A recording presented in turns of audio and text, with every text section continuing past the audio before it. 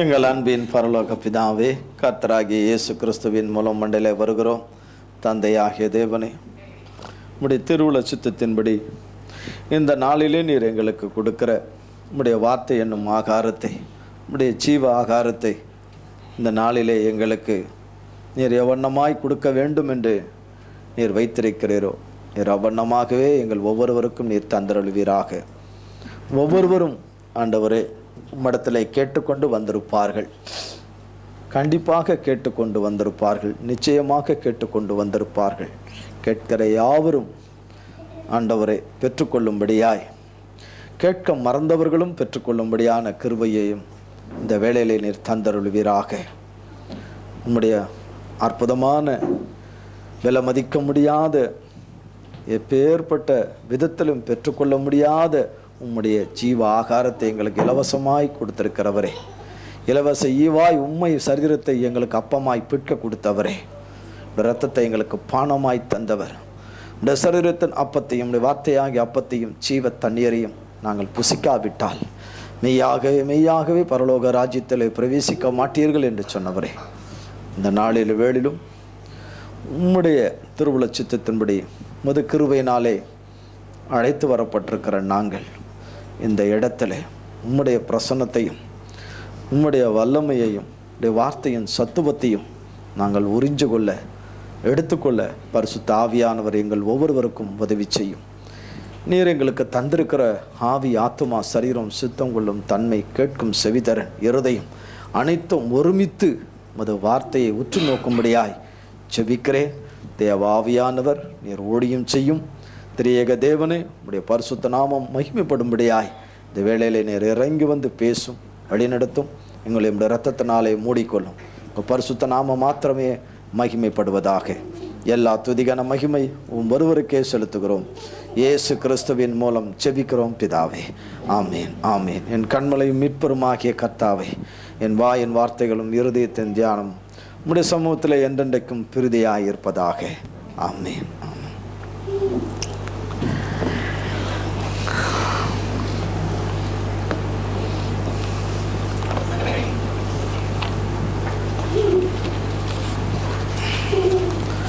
கர்த்தருடைய நாமத்திற்கு ஸ்தோத்திரம். இன்னும் கொஞ்ச நாளில் நம்ம புதிய வருஷத்துக்கு கண்டிப்பாக பிரவேசிக்க போக போகிறோம். பிரவேசிக்க மாட்டார்களோ என்று சந்தேகப்படுகிறவர்களும் புதிய ஆண்டுக்குள்ளே பிரவேசிப்பார்கள். ஆனால் கர்த்தருடைய புதிய ஆண்டுக்குள்ளே பிரவேசிக்க மாட்டார்களோ என்றிருக்கிறவர்கள் யாராக இருந்தாலும், ஒருவேளை உங்களுடையவர்களாக இருந்தாலும், உங்களை சேராதவர்களாக இருந்தாலும், அப்படி புதிய ஆண்டில் பிரவேசிப்பார்களோ என்று உங்களுக்குள்ளே சந்தேகத்துக்குரியவர்களாக இருந்தாலும், அவர்கள் அத்தனை பேரும் கர்த்தருடைய கிருபையினாலே புதிய ஆண்டுக்குள்ளே பிரவேசிப்பார்கள்.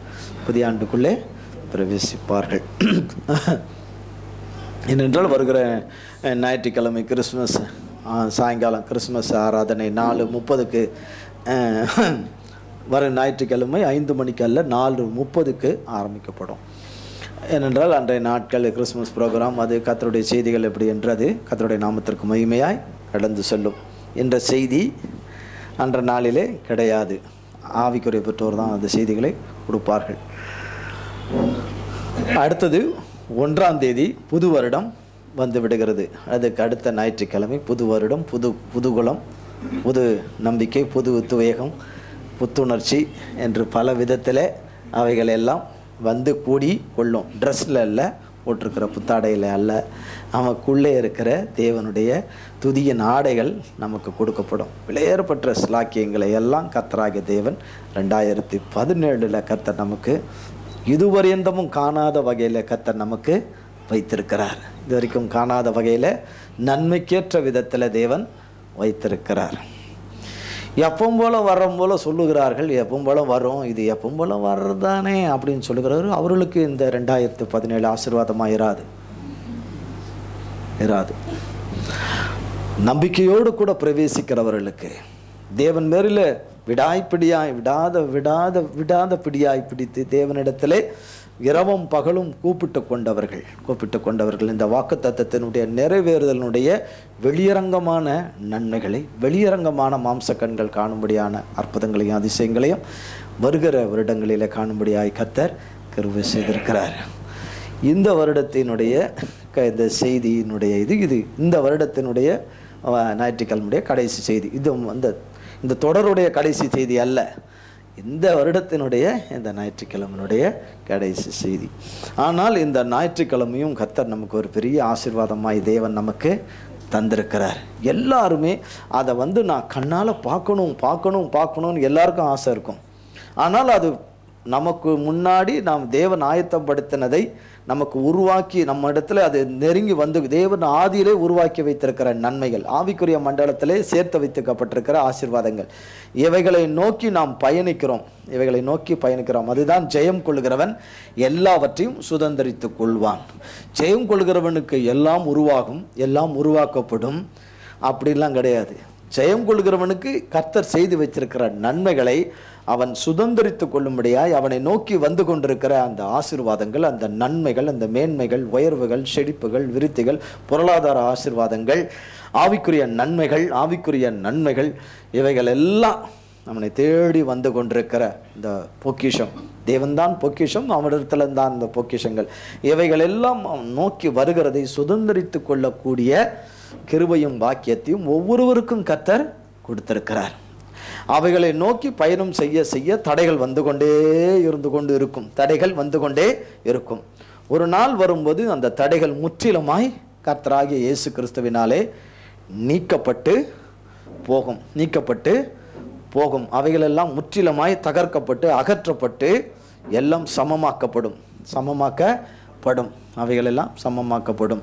அதாவது ஜெயம் கொள்கிறவன் எல்லாவற்றையும் சுதந்திரித்து கொள்வான். இந்த சுதந்திரித்து கொள்கிறவன் தான் ஓடுகிற பந்தய ஓட்டத்திலே அவன் கர்த்தர் மேலே நம்பிக்கையாய் ஓடுகிற அந்த சிந்தை என்கிற அந்த மனம் அவனுக்கு எப்பொழுதும் இருந்து கொண்டே இருக்க வேண்டும். ஏனென்றால் இந்த சிந்தைகளை தான் சத்ருவாகிய பிசாசு கிரியை செய்து கொண்டு வருகிறான் என்று இந்த சிந்தையை குறித்து தான் கடந்த சில வாரங்களாய் கர்த்தர் நம்மோடு கூட பேசிக்கொண்டே வருகிறார். இந்த சிந்தை மிகவும் முக்கியம். இந்த இடத்துல கர்த்தர் பேசுகிற வார்த்தையை கேட்பதற்கு மனுஷருக்கு விருப்பம் இருப்பதே இல்லை. எனக்கு தோதா சொல்லுங்க, நான் கேட்டுக்கிறேன். என்னை கண்டிக்கிற மாதிரி, என்னை சீர் பொருந்துற மாதிரி, என்னை சீர்திருத்துற மாதிரி, சீல் புதுக்கிற மாதிரிலாம் நீங்கள் சொன்னீங்கன்னா, என்னை கட்டணம் பண்ணுற மாதிரி சொன்னீங்கன்னா எனக்கு ஒத்து வராது. இந்த சிந்தையில் நான் இருக்கிறபடியே நான் இருக்கணும். அப்படி என்னை நடத்துகிறதா இருந்தால் எனக்கு எல்லாம் சொல்லுங்கள், என்ன சொல்லுங்கள், எனக்கு ரொம்ப பிடிக்கும், என்ன பிடிக்கும், அப்போ நான் ஓடி வரேன்னு. அந்த ஓட்டம் ரொம்ப நாள் ஓடாது. 1 கொரிந்தியர் 3ஆம் அதிகாரம் 10-15 வரை. எனக்கு அளிக்கப்பட்ட தேவ கிருபையின்படியே புத்தியுள்ள சிற்பாசாரியைப் போல அஸ்திபாரம் போட்டேன். வேறொருவன் அதின் மேல் கட்டுகிறான். அவன் தான் அதின் மேல் இன்ன விதமாய் கட்டுகிறான் என்று பார்க்க கடவன். போடப்பட்டிருக்கிற அஸ்திபாரம் ஆகிய இயேசு கிறிஸ்துவை அல்லாமல் வேறே அஸ்திபாரத்தை போட ஒருவனாலும் கூடாது. ஒருவன் அந்த அஸ்திபாரத்தின் மேல் பொன், வெள்ளி, விலையேற பெற்ற கல், மரம், புல், வைக்கோல் ஆகிய இவைகளை கட்டினால் அவனவனுடைய வேலைப்பாடு வெளியாகும். நாளானது அதை விளங்க பண்ணும். ஏனெனில் அது அக்கினியினாலே வெளிப்படுத்தப்படும். அவனவனுடைய வேலைப்பாடு எத்தன்மையுள்ளதென்று அக்கினியானது பரிசோதிக்கும். அதின் மேல் ஒருவன் கட்டினது நிலைத்தால் அவன் கூலியை பெறுவான். ஒருவன் கட்டினது வெந்து போனால் அவன் நஷ்டமடைவான். அவனோ ரட்சிக்கப்படுவான். அதுவும் அக்கினியில் அகப்பட்டு தப்பினது போல் இருக்கும். 19-20 உலகத்தின் ஞானம் தேவனுக்கு முன்பாக பைத்தியமாய் இருக்கிறது. அப்படியே ஞானிகளை அவர்களுடைய தந்திரத்திலே பிடிக்கிறார் என்றும் ஞானிகளுடைய சிந்தனைகள் வீணா இருக்கிறது என்று கர்த்தர் அறிந்திருக்கிறார் என்றும் எழுதியிருக்கிறது. 21-22 இருக்க ஒருவனும் மனுஷரை குறித்து மேன்மை பாராட்டாதிருப்பானாக. எல்லாம் உங்களுடையதே. பவுலாகிலும் அப்பல்லோவாகிலும் கேபாவாகிலும் உலகமாகிலும் ஜீவனாகிலும் மரணமாகிலும் நிகழ்காரியங்களாகிலும் வருங்காரியங்களாகிலும் எல்லாம் உங்களுடையது. நீங்கள் கிறிஸ்துவினுடையவர்கள். ஜெயம் கொள்கிறவர்களை குறித்து கர்த்தர் சொல்லுகிறார். ஒவ்வொன்றையும் அக்கினி கண்டிப்பாய் பரிசோதிக்கும். ஒவ்வொரு மனுஷனையும், தேவனுடைய மனுஷனை அக்கினி பரிசோதிக்கும். ஒவ்வொரு சூழ்நிலையிலும் சமயங்களிலும் தேவன் குறித்திருக்கிற வேளையிலே அக்கினி அவனை பரிசோசிக்கும், அதுக்குரிய கூலினா நித்திய ஜீவன், முடிவு வந்து நித்திய ஜீவன், அதுக்குரிய கூலியை கொடுப்பார் என்று சொல்லி. ஞானிகளுடைய சிந்தனைகள் வீண் என்று கர்த்தர் அறிந்திருக்கிறார். இப்படி இருக்க 21ஆம் வசனத்துக்காக தான் கர்த்தர் இதை வாசிக்க வைத்தார். இப்படி இருக்க ஒருவனும் மனுஷரை குறித்து மேன்மை பாராட்டாதிருப்பானாக. ஜெயம் கொள்ளுகிறவனுக்கு ஒரு காரியம், அநேக காரியங்கள் இருக்க வேண்டுமா அந்த மனுஷனுக்குள்ளே. அதில் மிக முக்கியமாக மனுஷரை குறித்து மேன்மை பாராட்டுகிற காரியம் நிறைய இருக்கும்.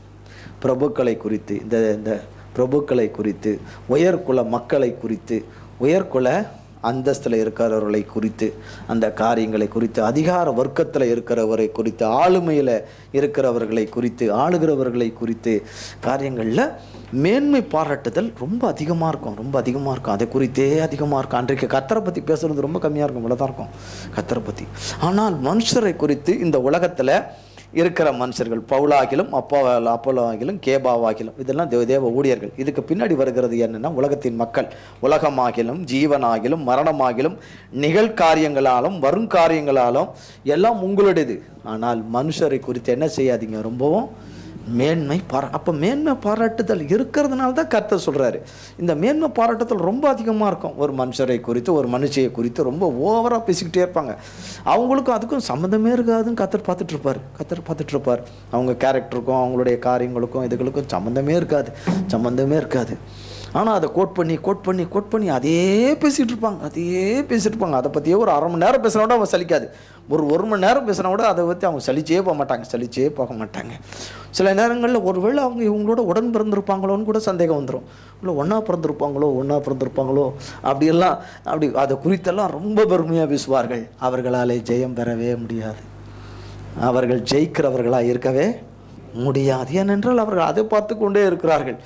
இங்கே ஜெயிக்கிறவர், நமக்காக ஜெயம் கொடுக்கிறவர், நமக்காக ஜெயம் பெற்றவர், ஜெயத்தை நமக்கு அப்படியே சிலுவையிலே கொடுத்துட்டவர், அப்படியே எல்லா நாமத்திற்கும் மேலான நாமத்தை நம்ம கையில் கொடுத்துட்டு, இந்த நாமத்தினாலே நீ வெற்றி பெறு, இந்த நாமத்தினாலே நீ ஜெயம் பெற்றுக்கொள், என் வார்த்தையினாலும் என் ரத்தத்தினாலும் இந்த ஜெயத்தை நீ என்ன செய்து கொள், பெற்றுக்கொள். இதை குறித்து பேசும்போது உடம்பு டயர்டாகுது, கண்ணு சுற்றுது, தலை வலிக்குது, வாய் வலிக்கும், உடம்பு என்ன பண்ணணும், கொஞ்ச நேரம் படுத்துட்டு வரோம், கொஞ்ச நேரம் தூங்கிட்டேன்னு வரணும். ஆனால் மனுஷரை குறித்து மேன்மை பாராட்டும் போது மணிக்கணக்காக பேசும். பசி கூட மறந்துடும், அப்புறம் சாப்பிடுவோம், இருப்போம், அந்த மேட்ரை முதல்ல முடிச்சிருவோம். முடித்த மேட்ரையே தான் திருப்பி மறுபடியும் ஸ்டார்ட் பண்ணுவோம். திரும்ப ஸ்டார்ட் பண்ணி அதே தான். இவைகளெல்லாம் கர்த்தர் பார்க்குறாரு. இவைகளெல்லாம் கர்த்தர் பார்த்து கர்த்தருக்கு சலிச்சு போச்சு. என் ஜனமே இன்னும் இப்படியே இருக்கீங்களே, என்றைக்கு நீங்கள் ஜெயம் பெறுவது? அவங்க அப்படி இருக்காங்க, இவங்க அப்படி இருக்காங்க, அதெல்லாம் இருக்கட்டும். எல்லாம் உங்களுடையது, நம்முடையது, எல்லாம் உங்களுடையது. நீங்கள் கிறிஸ்து உடையவர்கள், கிறிஸ்து தேவனுடையவர், கிறிஸ்து தேவனுடையவர். இந்த சிந்தை ஒரு மனுஷனுக்கு இருக்க வேண்டும். இந்த உரிய மேன்மை பாராட்டுகிறதை விட்டுவிட்டு நாங்கள் மேன்மை பாராட்ட வேண்டுமானால் யாரை மேன்மை பாராட்ட வேண்டும்? கர்த்தராகிய இயேசு கிறிஸ்துவை தான் நான் மேன்மை பாராட்ட வேண்டும். வேறொன்றை குறித்து நான் மேன்மை பாராட்டவே கூடாது. சிலர் வீட்டை குறித்து மேன்மை பாராட்டுவாங்க, சில காரை குறித்து ரொம்பவும் அதிகமாக மேன்மை பாராட்டுவார்கள். இந்த காரில் பயணம் செய்தால் ஒரு ஆக்சிடெண்ட்டும் ஆகாது, இதில் போனால் எத்தனை ஸ்பீடில் வந்து இடித்தாலும் ஒன்றுமே ஆகாது. ஆனால் போகணுன்னு கர்த்தர் முடிவு பண்ணிட்டாருன்னா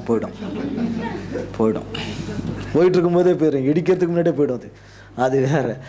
மேன்மை பாராட்டுறது வருது குறித்து அது பாராட்டலாம், அவங்களுக்கு நல்ல அதை குறித்து நல்ல சொல்லலாம். ஆனால் மேன்மைக்கு மேலே மேன்மையை கொண்டு ரதங்களை சில குதிரைகளை குறித்தும், அடங்காத குதிரைகளை குறித்தும், அதுக்கப்புறம் செத்துப்போன குதிரைகளை குறித்தெல்லாம் மேன்மை பாராட்டுகிறார்கள். ஆனால் கர்த்தராகிய தேவன் சொல்கிறார், அப்படி பாராட்டாது.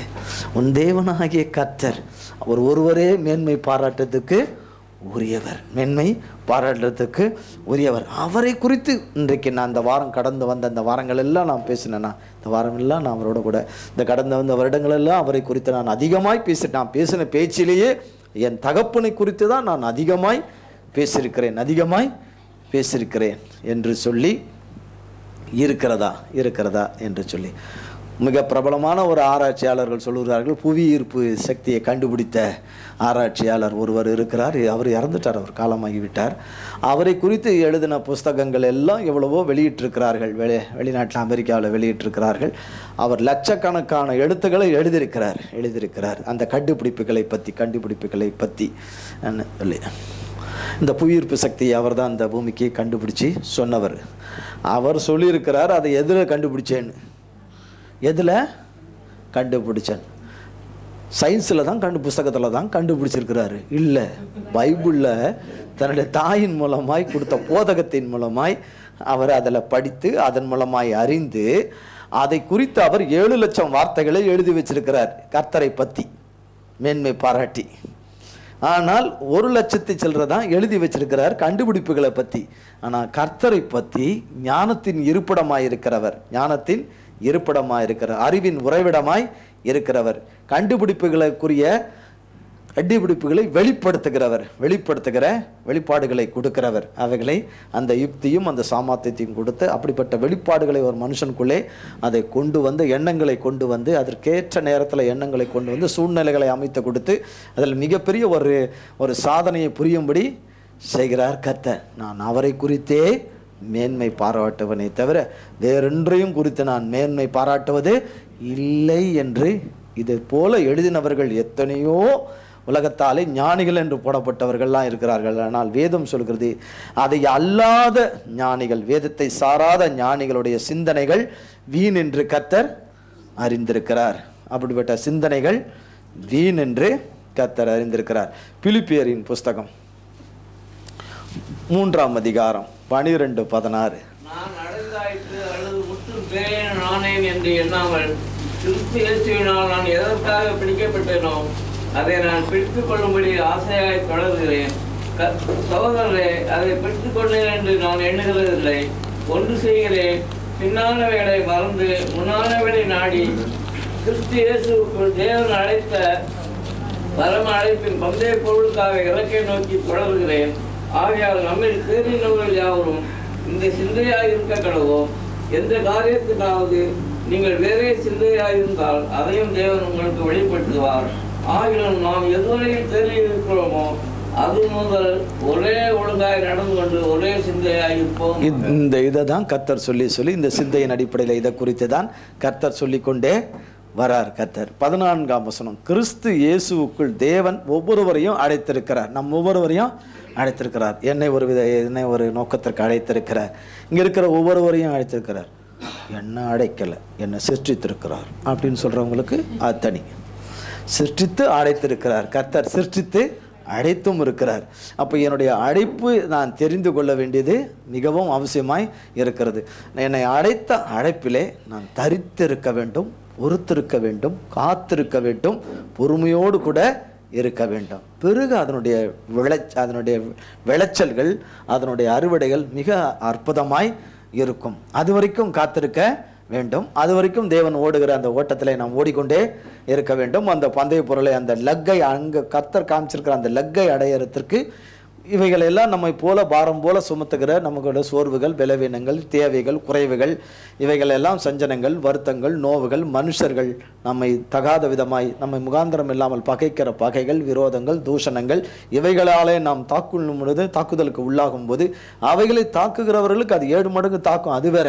ஆனால் பிறகு இதெல்லாம் உதறி தள்ளிட்டு போயிட்டே இருக்கணும். இந்த பந்தய பொருளை நோக்கி போயிட்டுருக்கோம். வேண்டாத உபதேசங்கள், காரியங்கள் எல்லாம் தேவனுடைய உபதேசத்துக்கு மாறாய், தேவனுடைய எண்ணங்களுக்கு, தேவன் கொடுத்துருக்கிற சித்தத்துக்கும் அழைப்புக்கும் மாறாய் எல்லாமே இருக்கும். சூழ்நிலைகள் அத்தனையும் எதிரடியாக இருக்கும்.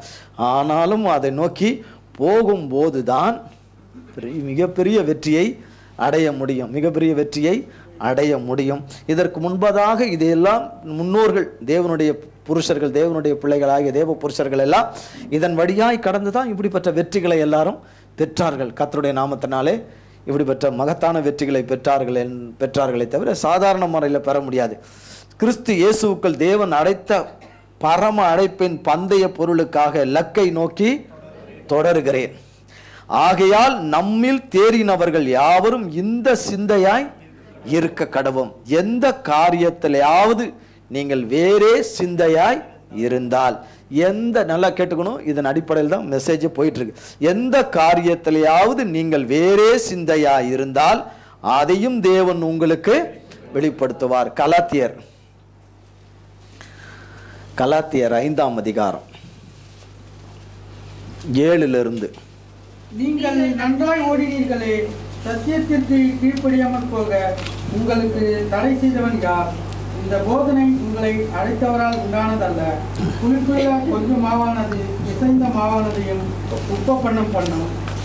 நீங்கள் வேறு விதமாய் சிந்திக்க மாட்டீர்கள் என்று நான் கர்த்தருக்குள் உங்களை குறித்து நம்பிக்கையாய் இருக்கிறேன். உங்களை கலக்குகிறவன் எப்படிப்பட்டவனாய் இருந்தாலும் தனக்கேற்ற ஆக்கினையை அடைவான். பாருங்க 7ஆம் வசனம் பாருங்க.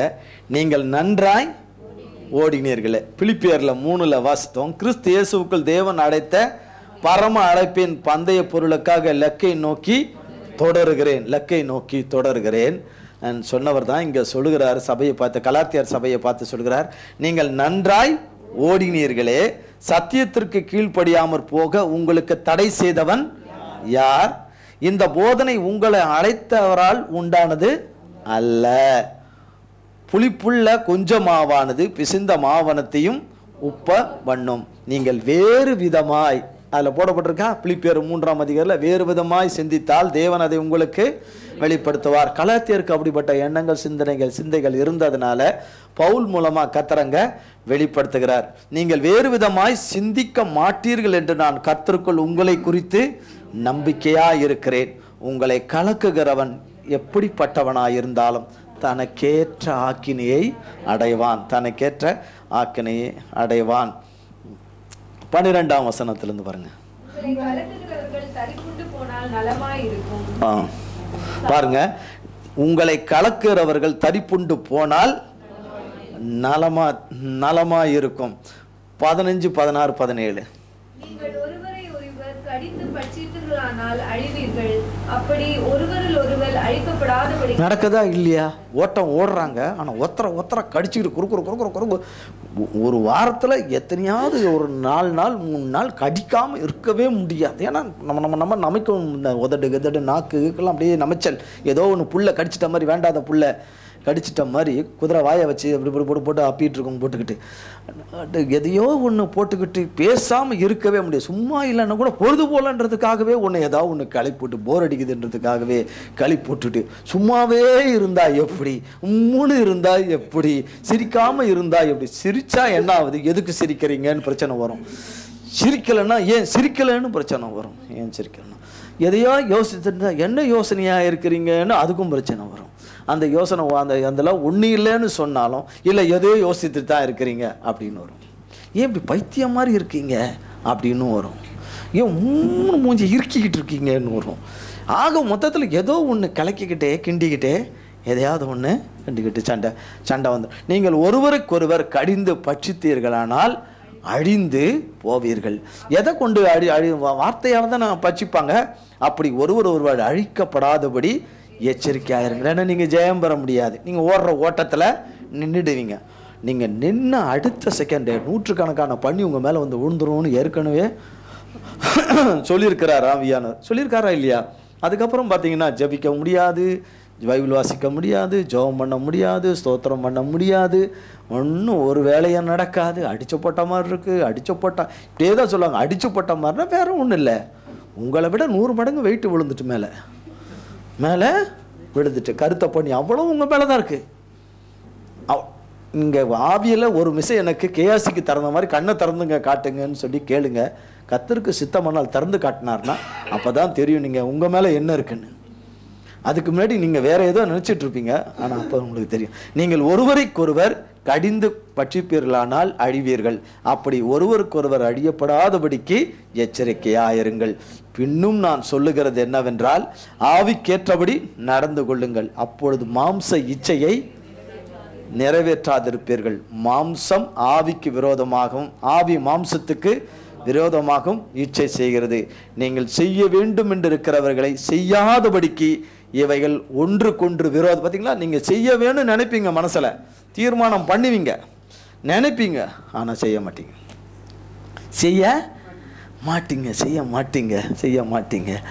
ஏனென்றால் ஆவியின் பட்டயம் உங்ககிட்ட இல்லை. எபேசியர் 6 வாசித்தோம் இல்லையா? மாம்சத்தோடும் துரத்தனங்களோடும் வானமண்டல பொல்லாத ஆவிகளோடும் உங்களுக்கு போராட்டம் உண்டு, உங்களுக்கு போராட்டம் உண்டுன்னாரு. அப்போ வேத வசனம் உங்களுடைய இருதயத்தை நிரப்பலைன்னா, வேதத்தில் இந்த மழைக்காலங்களில் எல்லாம் கடவுளுடைய கிருபையினால எல்லாருக்கும் தண்ணி கிடைக்கல. நிறைய பேருக்கு, சிலர் தண்ணி கிடச்சிருக்கோம், சரி அநேக பேருக்கு தண்ணி கிடைக்கல. குளிக்க தண்ணி இல்லை, பாத்ரூம் போகிறதுக்கு தண்ணி இல்லை, அது இல்லை அந்த தொழில் இல்லை, அதில் போர் போட்டு அவங்கெல்லாம் செத்தாங்க. ஒன்றும் ஏன்னா இன்னும் கரண்ட் இல்லையே, இப்போ இதோ எடுக்கிறதுக்கு கொள்றதுக்கு எதுவுமே இல்லையே. கிணறாவது இருந்தால் பக்கெட்டு போட்டு எடுத்துடலாம். ஏதாவது வெறும் போர் நம்பிட்டு இருந்தவங்களோட நிலைமைகள் என்ன இருக்கும்? சம்பில் எவ்வளோ நாளைக்கு தண்ணி இருக்கும்? வாரக்கணக்கில் யாருக்கும் மேலே டேங்கிலெல்லாம். அப்போ ஒரு அவசர காலம், ஒரு பஞ்ச காலம் வருது, ஒரு திடீர்னு ஒரு நம்மளை போட்டு நெருக்குகிற காலம் வருது, நமக்கு ஒரு இக்கட்டான சூழ்நிலைகள் வருது. ஆனால் அந்த நேரத்தில் நம்ம பரிதபிக்கிறோம், இது இல்லை அது இல்லை இது இல்லை அது இல்லை இது இல்லைன்னு பரிதபிக்கிறோம். ஆனால் கர்த்தரை நம்பி இருக்கிற பிள்ளைகள் அருமையாய் கர்த்தர் நடத்துகிறார், அது வேற. ஆனால் ஒரே சிந்தையாய் கிறிஸ்து இயேசுவின் மேலே இருக்கிற பிள்ளைகளை, நம்பிக்கையாக இருக்கிற பிள்ளைகளை கர்த்தர் அருமையாய் நடத்துகிறார். ஆனால் அநேகர் அதனால் எத்தனை பாடுபடுறாங்க. கரண்ட் இல்லைன்னா என்ன அவஸ்தைப்படுறோம். ஒரு நம்மளால் செய்ய முடியல, காரியங்கள் செய்ய முடியல, சரீரமே நமக்கு கட்டுப்போகுது, வேத்து வேத்து வேத்து கொட்டுது, தூக்கம் வரலை. எல்லாம் ஊசி போடுறாங்க டாக்டருங்க, கொசுங்க வந்து வந்து வந்து சும்மாவே போடுவாங்க, வந்து ஓட்டு கடி கடி கொதற. சிலருக்கு அது எதுவுமே தெரியாமல் தூங்குறாங்க. அது நமக்கு தெரியாது. அந்த ஏரியாவுக்கு நான் வரல, 100 மணி மேலே இருந்தால் அதை தான் கடிக்குமே தவிர இதை கடிக்காது. ஆனால் வராது. ஆனால் அந்த சூழ்நிலையில் டேங்கில் தண்ணி இல்லையே, எவ்வளோ பேர் தண்ணி கஷ்டப்பட்டுருக்காங்க, குளிக்க முடியாமல் இருந்திருக்கிறாங்க. குளிக்காதவங்களுக்கு பிரச்சனை கிடையாது, ஆனால் குளிக்கிறவங்களுக்கு பிரச்சனை. ஆனால் இந்த திங்குகளெல்லாம் வந்தால் கூட தம்முடைய பிள்ளைகளை தம்முடைய கிருபையின் கரத்துக்குள்ளே அவரை நம்பி ஓடுகிற பிள்ளைகளை கர்த்தர் அருமையாய் காத்து நடத்துகிறார். அப்போ டேங்கில் தண்ணி இருந்தால் தான் நம்ம தேவைகளை சந்திக்குது. இருதயத்தில் இருக்கிற நமக்கு தேக்கி வைக்கப்பட்டிருக்கிற தேவ வசனம் இருந்தால் தான் நமக்கு எல்லா சூழ்நிலையிலும் நமது தேவையை சந்தித்து நமக்கு வேண்டிய போஷாக்கையும் பலனையும் கொடுத்து நம்மை வழி நடத்தும். நீங்கள் வேதத்தையே வேதத்தை படித்தா தானே, வாயை திறந்து படித்து உங்கள் செவிகளில் கேட்டு உங்கள் இருதயத்தில் வந்து நிரம்பணும். அப்படி நிரம்ப தான் ஓவர்ஃபுல்லாகி கொட்டணும். ஓவர்ஃபுல்லாகி கொட்டிடுச்சுன்னா நம்ம அடுத்த மாதம் மோட்டர் போட மாட்டோம். அப்படியா?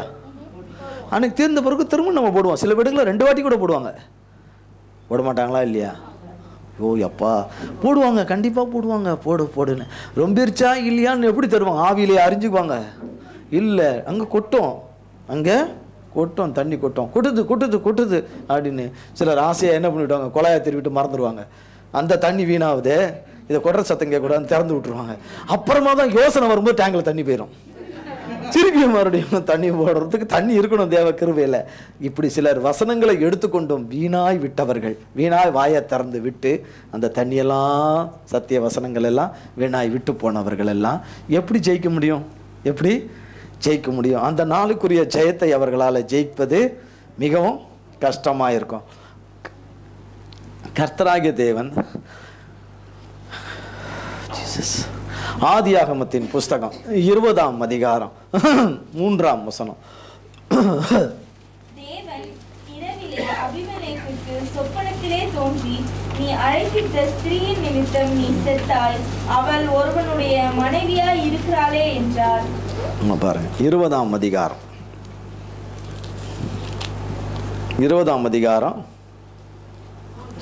3ஆம் வசனம். தேவன் இரவில், நல்லா கேட்டுங்க, இந்த இரவை மறந்துடாதீங்க. வேறே சிந்தையா இருந்தால் தேவன் அதை அவர்களுக்கு வெளிப்படுத்துவார். வேறே சிந்தையா இருந்தால் தேவன் அழைத்த அழைப்பிலே யார் ஓடுகிறார்? ஆபிரகாம் அபிமெலேக்கு ஓடல, ஆபிரகாம் ஓடுகிறார். ஆபிரகாம் ஓடும்போது கூட யார் ஓடி வரா? நீ வா அப்படிலாம் சொல்லும். சாரால் கையை பிடிச்சிக்கிட்டு தான் கூட்டிகிட்டு வர்றாரு. நம்ம போல நீ வா பின்னாடி வா, வந்தா வா, வராட்டி போகணும் அப்படி போகாமல் சாராளை பத்திரமா கூட்டிக்கிட்டு தான் வர்றாரு. தேவன் கூப்பிட்டு ஒரு இடத்துல வந்து தங்குறாங்க. 1ஆம் வசனம் சொல்லுது, ஒரு இடத்துல வந்து தங்குறாங்க. அந்த இடத்துல யார் இருக்கா? அபிமெலேக்கு இருக்கிறான். அநேகர் இடங்களில் இப்படி அபிமெலேக்குன்ற மனுஷன் ஒருத்தருடைய வாழ்க்கையில் வரான்னு வச்சுக்கிங்களேன். ஒருத்தருடைய வாழ்க்கையில் வர்றான். அந்த இடத்துல தேவன் இரவில சொப்பனத்தில் தோன்றி அந்த இடத்துல இரவிலே தோன்றி. இந்த ஸ்திரீயின் நிமித்தமாய் நீ செத்தாயின்னு சொல்லுவாரா? சந்தேகம் வருதில்ல? எப்படி சொல்லுவாரோ, சொல்ல மாட்டாரோ, சொல்லுவாரோ, ஏன் சொல்றார் பாருங்க. தேவன் இரவில் அபிமெலேக்கு சொப்பனத்திலே தோன்றி, நீ அழைப்பித்த ஸ்திரீயின் நிமித்தம் நீ செத்தாய், அவள் ஒருவனுடைய மனைவியா இருக்கிறாளே. 7ஆம் வசனம் பாருங்க.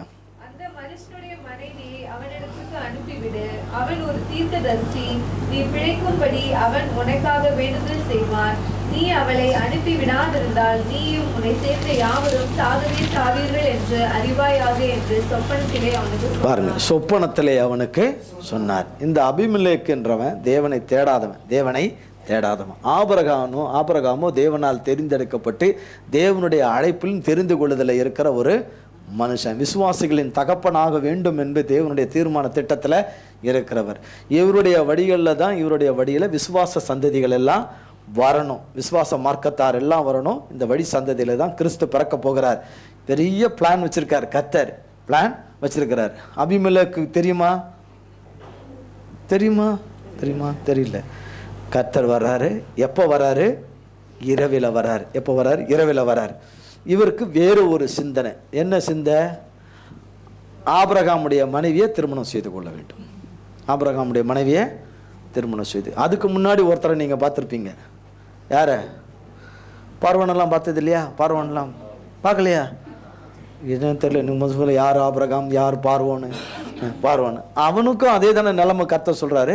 அவனுக்கும் சொப்பனத்தை கொடுத்து அவனுக்கும் சொப்பனத்தை கொடுக்குறாரு. சொப்பனத்தில் கலங்கி போகிறான். வாதைகள் உண்டாகுது, அலறான். நீ அலப்பித்த நிமித்தம், அந்த சிறிய நிமித்தம் உன்னை கொன்னே போட்டுருவேன் நாங்கள் பார்வோனுக்கு சொல்லுகிறார். அங்கே அந்த சம்பவங்கள் நடக்குது. இங்கே பாருங்கள், ஆதியாகமம் 31ஆம் அதிகாரம் 24ஆம் வசனம். ஆதியாகமம் 31. சீரியா தேசத்தானாகிய லாபானுக்கு சொப்பனத்திலே தோன்றி, நீ யாக்கோபோடே நன்மை அன்றி தீமை ஒன்றும் பேசாதபடிக்கு எச்சரிக்கையா இரு என்றார். பார்த்தீங்களா? அன்று ராத்திரி. எங்கேயும் என்னது? ராத்திரி. அங்கேயும் இந்த இடத்துலையும் அன்று ராத்திரி. தேவன் சீரியா தேசத்தனாகிய லாபானுக்கு சொப்பனத்திலே தோன்றி, நீ யாக்கோப்போடு நன்மையே அன்றி தீமை ஒன்றும் பேசாதபடி எச்சரிக்கையாயிரு என்றார். தெய்வமேன்னு ஊழ்ந்தானா இவன்? இல்லை. இவன் பாகாலை கும்பிடுகிறவன், விக்கிர ஆராதனை செய்கிறவன். ஆனால் தேவன் தம்முடைய பிள்ளைகளுக்கு சத்துருக்கள் வேறே சிந்தையாக இருந்தால் தேவன் அவர்களுக்கு என்ன செய்கிறாரு? வெளிப்படுத்துகிறார். தேவன் வெளிப்படுத்துகிறார். நாம் தேவனோடு இருந்தால் தானே தேவன் வெளிப்படுத்துவார். நாம் தேவனுடைய வார்த்தையில், தேவனுடைய வசனத்தோடு, தேவனுடைய அழைப்பில் இருந்தால் தானே. நான் வேறு இன்னும் தேவ சிந்தையாமல் இருப்பேன், வேறு சிந்தையாமல் இருப்பேன், 2 சிந்தையாக இருந்தேனால், குந்தி நடந்தேனால் நான் எப்படி ஓடுவேன்? நான் எப்படி ஓட்டப்பந்தயத்தில் நான் வெற்றி பெறுவேன்? என்னை குறித்தே அல்ல, எனக்குள் இருக்கிறவரை குறித்த வெளிப்பாடு எனக்குள்ளே இல்லைன்னா என்னால் தனியாக நான் எதையும் சாதிச்சிட முடியாதானா? எனக்குள்ளே இருக்கிறவரை கொண்டு என்னால் என்ன செய்ய முடியும்? சாதிக்க முடியும். அவரோடு கூட நான் கூட்டு சேர்ந்துட்டேன்னா, அவர் என் பங்காயிட்டார்னா, என்னுடைய தகப்பன் எனக்கு பங்காயிட்டார்னா, என்னுடைய பார்ட்னராக அவர் மாறிட்டார்னா, அவரை கொண்டு, அவர் நாமத்தை கொண்டு, அவர் ரத்தத்தை கொண்டு, அவருடைய சத்திய வசனத்தை கொண்டு நான் விசுவாசிக்கும் பொழுது இந்த ஓட்டப்பந்தயத்தில் நான் அந்த லக்கை போய் அடையும்படி அவர் எனக்கு துணை செய்வார். கர்த்தர் எனக்கு துணை செய்வார். அதற்குரிய பலன், அதுக்குரிய ஆற்றல், அதெல்லாம் எப்படி வருதுன்னே கேட்கக்கூடாது. அதெல்லாம் வரும். அதெல்லாம் நீங்களே நம்ப முடியாதபடி உங்களுக்குள்ளே அது கிரியை செய்யும், உங்களுக்குள்ளே அது வேலை செய்யும், உங்களுக்குள்ளே அது வேலை செய்யும். அது வேலை செய்கிறது, கிரியை செய்கிறது நீங்கள் கண்ணால் பார்க்கலாம். இப்படியெல்லாம் தேவன் நம்மளை நடத்துகிறாரா, தேவன் இப்படியெல்லாம் நம்மளை தேவன் செய்ய போகிறாரான்னு நாமளா இது அப்படின்னு சொல்லி நாமே ஆராய முடியாதபடி, நிதானிக்க முடியாதபடி எல்லாம் மகத்துவமான காரியத்தை கர்த்தர் செய்ய வல்லமை உள்ளவராய் இருக்கிறார். தேவன் வல்லமை உள்ளவராக இருக்கிறார். 1 ராஜாக்களின் புஸ்தகம் 11ஆம் அதிகாரம் 9ஆம் வசனம். 1 ராஜாக்களின் புஸ்தகம். ஆகையால் இஸ்ரவேலின் தேவனாகிய கர்த்தர் சாலொமோனுக்கு 2 விசை தரிசனமாகி அந்நிய தேவர்களை பின்பற்ற வேண்டாம் என்று கட்டளையிட்டிருந்தும் அவன் கர்த்தரை விட்டு தன் இருதயத்தை திருப்பி அவன் கற்பித்ததை கை கொள்ளாமல் போனதினால் கர்த்தர் அவன் மேல் கோபமானார். பாருங்க, 1 ராஜாக்கள் 11ஆம் அதிகாரம் 9ஆம் வசனம். ஆகையால் இஸ்ரவேலின் தேவனாகிய கர்த்தர் சாலமோனுக்கு 2 விசை, அதுவும் இரவில தான் 2 விசை தரிசனமாகி அந்நிய தேவர்களை பின்பற்ற வேண்டாம் என்று கட்டளையிட்டிருந்தும் அவன் கர்த்தரை விட்டு தன் இருதயத்தை திருப்பவே இல்லை. கர்த்தரை திருப்ப அவனும் வேறு சிந்தையாய் போயிட்டான். அதுக்கு முன்னாடி வசனங்கள் எல்லாம் வாசித்தா நேரம் போயிடும். அவன் என்னென்னலாம் பண்ணான்னு நீங்கள் அதை 11ஆம் அதிகாரம் 1லிருந்து நீங்கள் வாசித்து பார்த்தீங்கன்னா கர்த்தருக்கு ஒன்று கூட பிரியமில்லாதவனாய் நடந்து கொண்டான். அவன் வெறும் ஞானத்தை நம்பினான், விழுந்து போனான். ஞானமாகிய கிறிஸ்துவனுடைய வார்த்தையை தகப்பன் தாவீது பிடித்தது போல அவன் பிடித்திருந்தானால் அவன் நிலைத்திருப்பான். அவன் சிந்தை வேறு விதமாய் போயிற்று. ஸ்திரீகள் காரியத்தில் அவனுக்கு போயிற்று. தகாத விதமாய் சம்பந்தம் பண்ணி கொண்டு அங்கங்கே அவன் அநேக ஸ்திரீகளை அவன் திருமணம் செய்து அவர்களுடைய தெய்வங்கள் வழிபாடுகள் எல்லாம் அவனை இழுப்புண்டு போகும்படி செய்திருச்சு. ஆனால் இவனை போல அநேக காரியங்கள் தாவீதுடைய வாழ்க்கையில் வந்தது. ஆனால் தாவீதோ அப்படி நடக்கலை. ஒரு தவறை தவிர நம்மை பார்த்து உங்ககிட்ட ஒரே ஒரு தவறை தவிர மற்றது எது இருந்தாலும் ஆசீர்வதிக்க மாட்டான். ஒரு தவறு இருந்தால் அவனை விட்டுறேன் அப்படின்னு சொன்னால் யாரையும் ஆசீர்வதிக்க முடியாது. யாரையும் கர்த்தர் ஆசீர்வதிக்கவே முடியாது. நம்ம டெய்லி ஏதாவது ஒன்று பண்ணிக்கின்னு இருப்போம். வாயை திறந்துன்னு இருப்போம், ஏதாவது விசுவாசமாக பேசிகிட்டு இருப்போம், ஏதாவது ஒன்று பண்ணிக்கிட்டு இருப்போம், வீட்டில் இருக்கிறவங்களே கொலை செஞ்சிட்ருப்போம், என்ன சொல்லிகிட்டு இருப்போம், அதில் கொண்டுக்கிட்டு இருப்போம், அவங்களே கொண்டுக்கிட்டு இருப்பாங்க. இப்படிப்பட்ட காரியங்களை எல்லாம் செய்து கொண்டிருப்பார்கள். வீட்டு அங்கே வேறே சிந்தையாக ஒருவன் இருந்தான், அவன் அழிந்து போனான். ராஜ்யபாரியம் அவனை விட்டு போயிற்று. பிறகு அவன் சந்ததியிலும் அது போயிற்று. ஆனால் ஒரு விளக்கம் மட்டும் கர்த்தர் வச்சுக்கிட்டே வந்தார். தாவீதுக்கு சொன்னதன் நிமித்தமாய், தாவீதுக்கு வாக்கு கொடுத்ததன் நிமித்தமாய். 1 சாமுவேலின் புஸ்தகம் 15ஆம் அதிகாரம்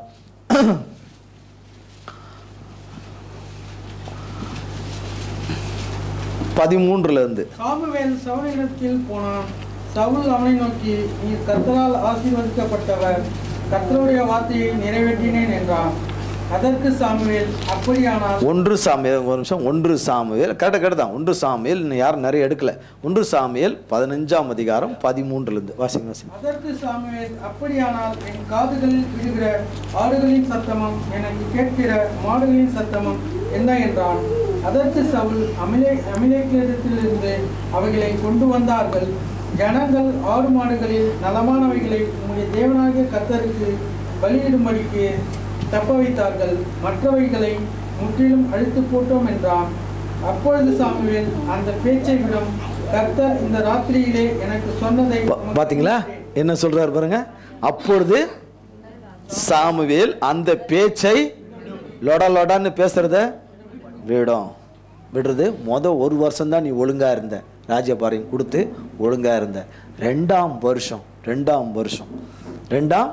வருஷமோ நீயோ கொள்ளையின் மேலே உன் கண் என்ன போயிடுச்சு. உன் கண்ணு கொள்ளை மேலே போயிடுச்சு பாருங்க. அப்பொழுது சாமுவேல் அந்த பேச்சை விடும், கர்த்தர் இன்று இந்த ராத்திரியிலே எனக்கு சொன்னதை உமக்கு அறிவிக்கிறேன் என்று சவுலோடு சொன்னான். அவன் சொல்லும் என்றான். வாசிங்க. அப்பொழுது சாமுவேல், நீர் உம்முடைய பார்வைக்கு சிறுவராய் இருந்த போது அல்லவோ இஸ்ரவேல் கோத்திரங்களுக்கு தலைவரானீர். கர்த்தர் உம்மை இஸ்ரவேல் மேல் ராஜாவாக அபிஷேகம் பண்ணிவிட்டாரே. இப்போதும் கர்த்தர், நீ போய் அமிலேக்கியராகிய அந்த பாவிகளை சங்கரித்து அவர்களை நிர்மூலமாக்கி தீரு மட்டும் அவர்களோடு யுத்தம் பண்ணு என்று சொல்லி உம்மை அந்த வழியாய் அனுப்பினார். இப்படி இருக்க நீர் கர்த்தருடைய சொல்லை கேளாமல், அநேக வேளையில் கர்த்தருடைய சொல்லை கேளாமல் போகும்போது கர்த்தருடைய ஆலோசனையை கொடுக்கிறார், ஒரு புத்திமதியை கொடுக்கிறார், ஒரு உபதேசத்தை கொடுக்கிறார்னா கேட்கறதே கிடையாது. அது ஒரு பெருசா பொருட்டா தெரியது கிடையாது. அவர் முக்காலத்தையும் இல்லை, முழு காலத்தையும் நம்மளுடைய காலங்களை அவர் அறிந்திருக்கிறார். நம்முடைய அப்பா, பரலோக அப்பா, நம்மளுடைய கொஞ்சம் ஞானத்தில் புத்தியில் நம்ம கொஞ்சம் தூரம் தான் நம்மளுடைய வாழ்க்கையின் காரியங்களை பார்க்க முடியும். தொலைநோக்காய் நம்மால் பார்க்க முடியாது. நம்ம சிருஷ்டித்தவர் ஆதியும் அந்தமானவர். அவருக்கு எல்லாமே நம்மளுடைய வாழ்க்கையினுடைய தொடக்கத்தினுடைய முடிவையும் கையில் வச்சிருக்கிறார்.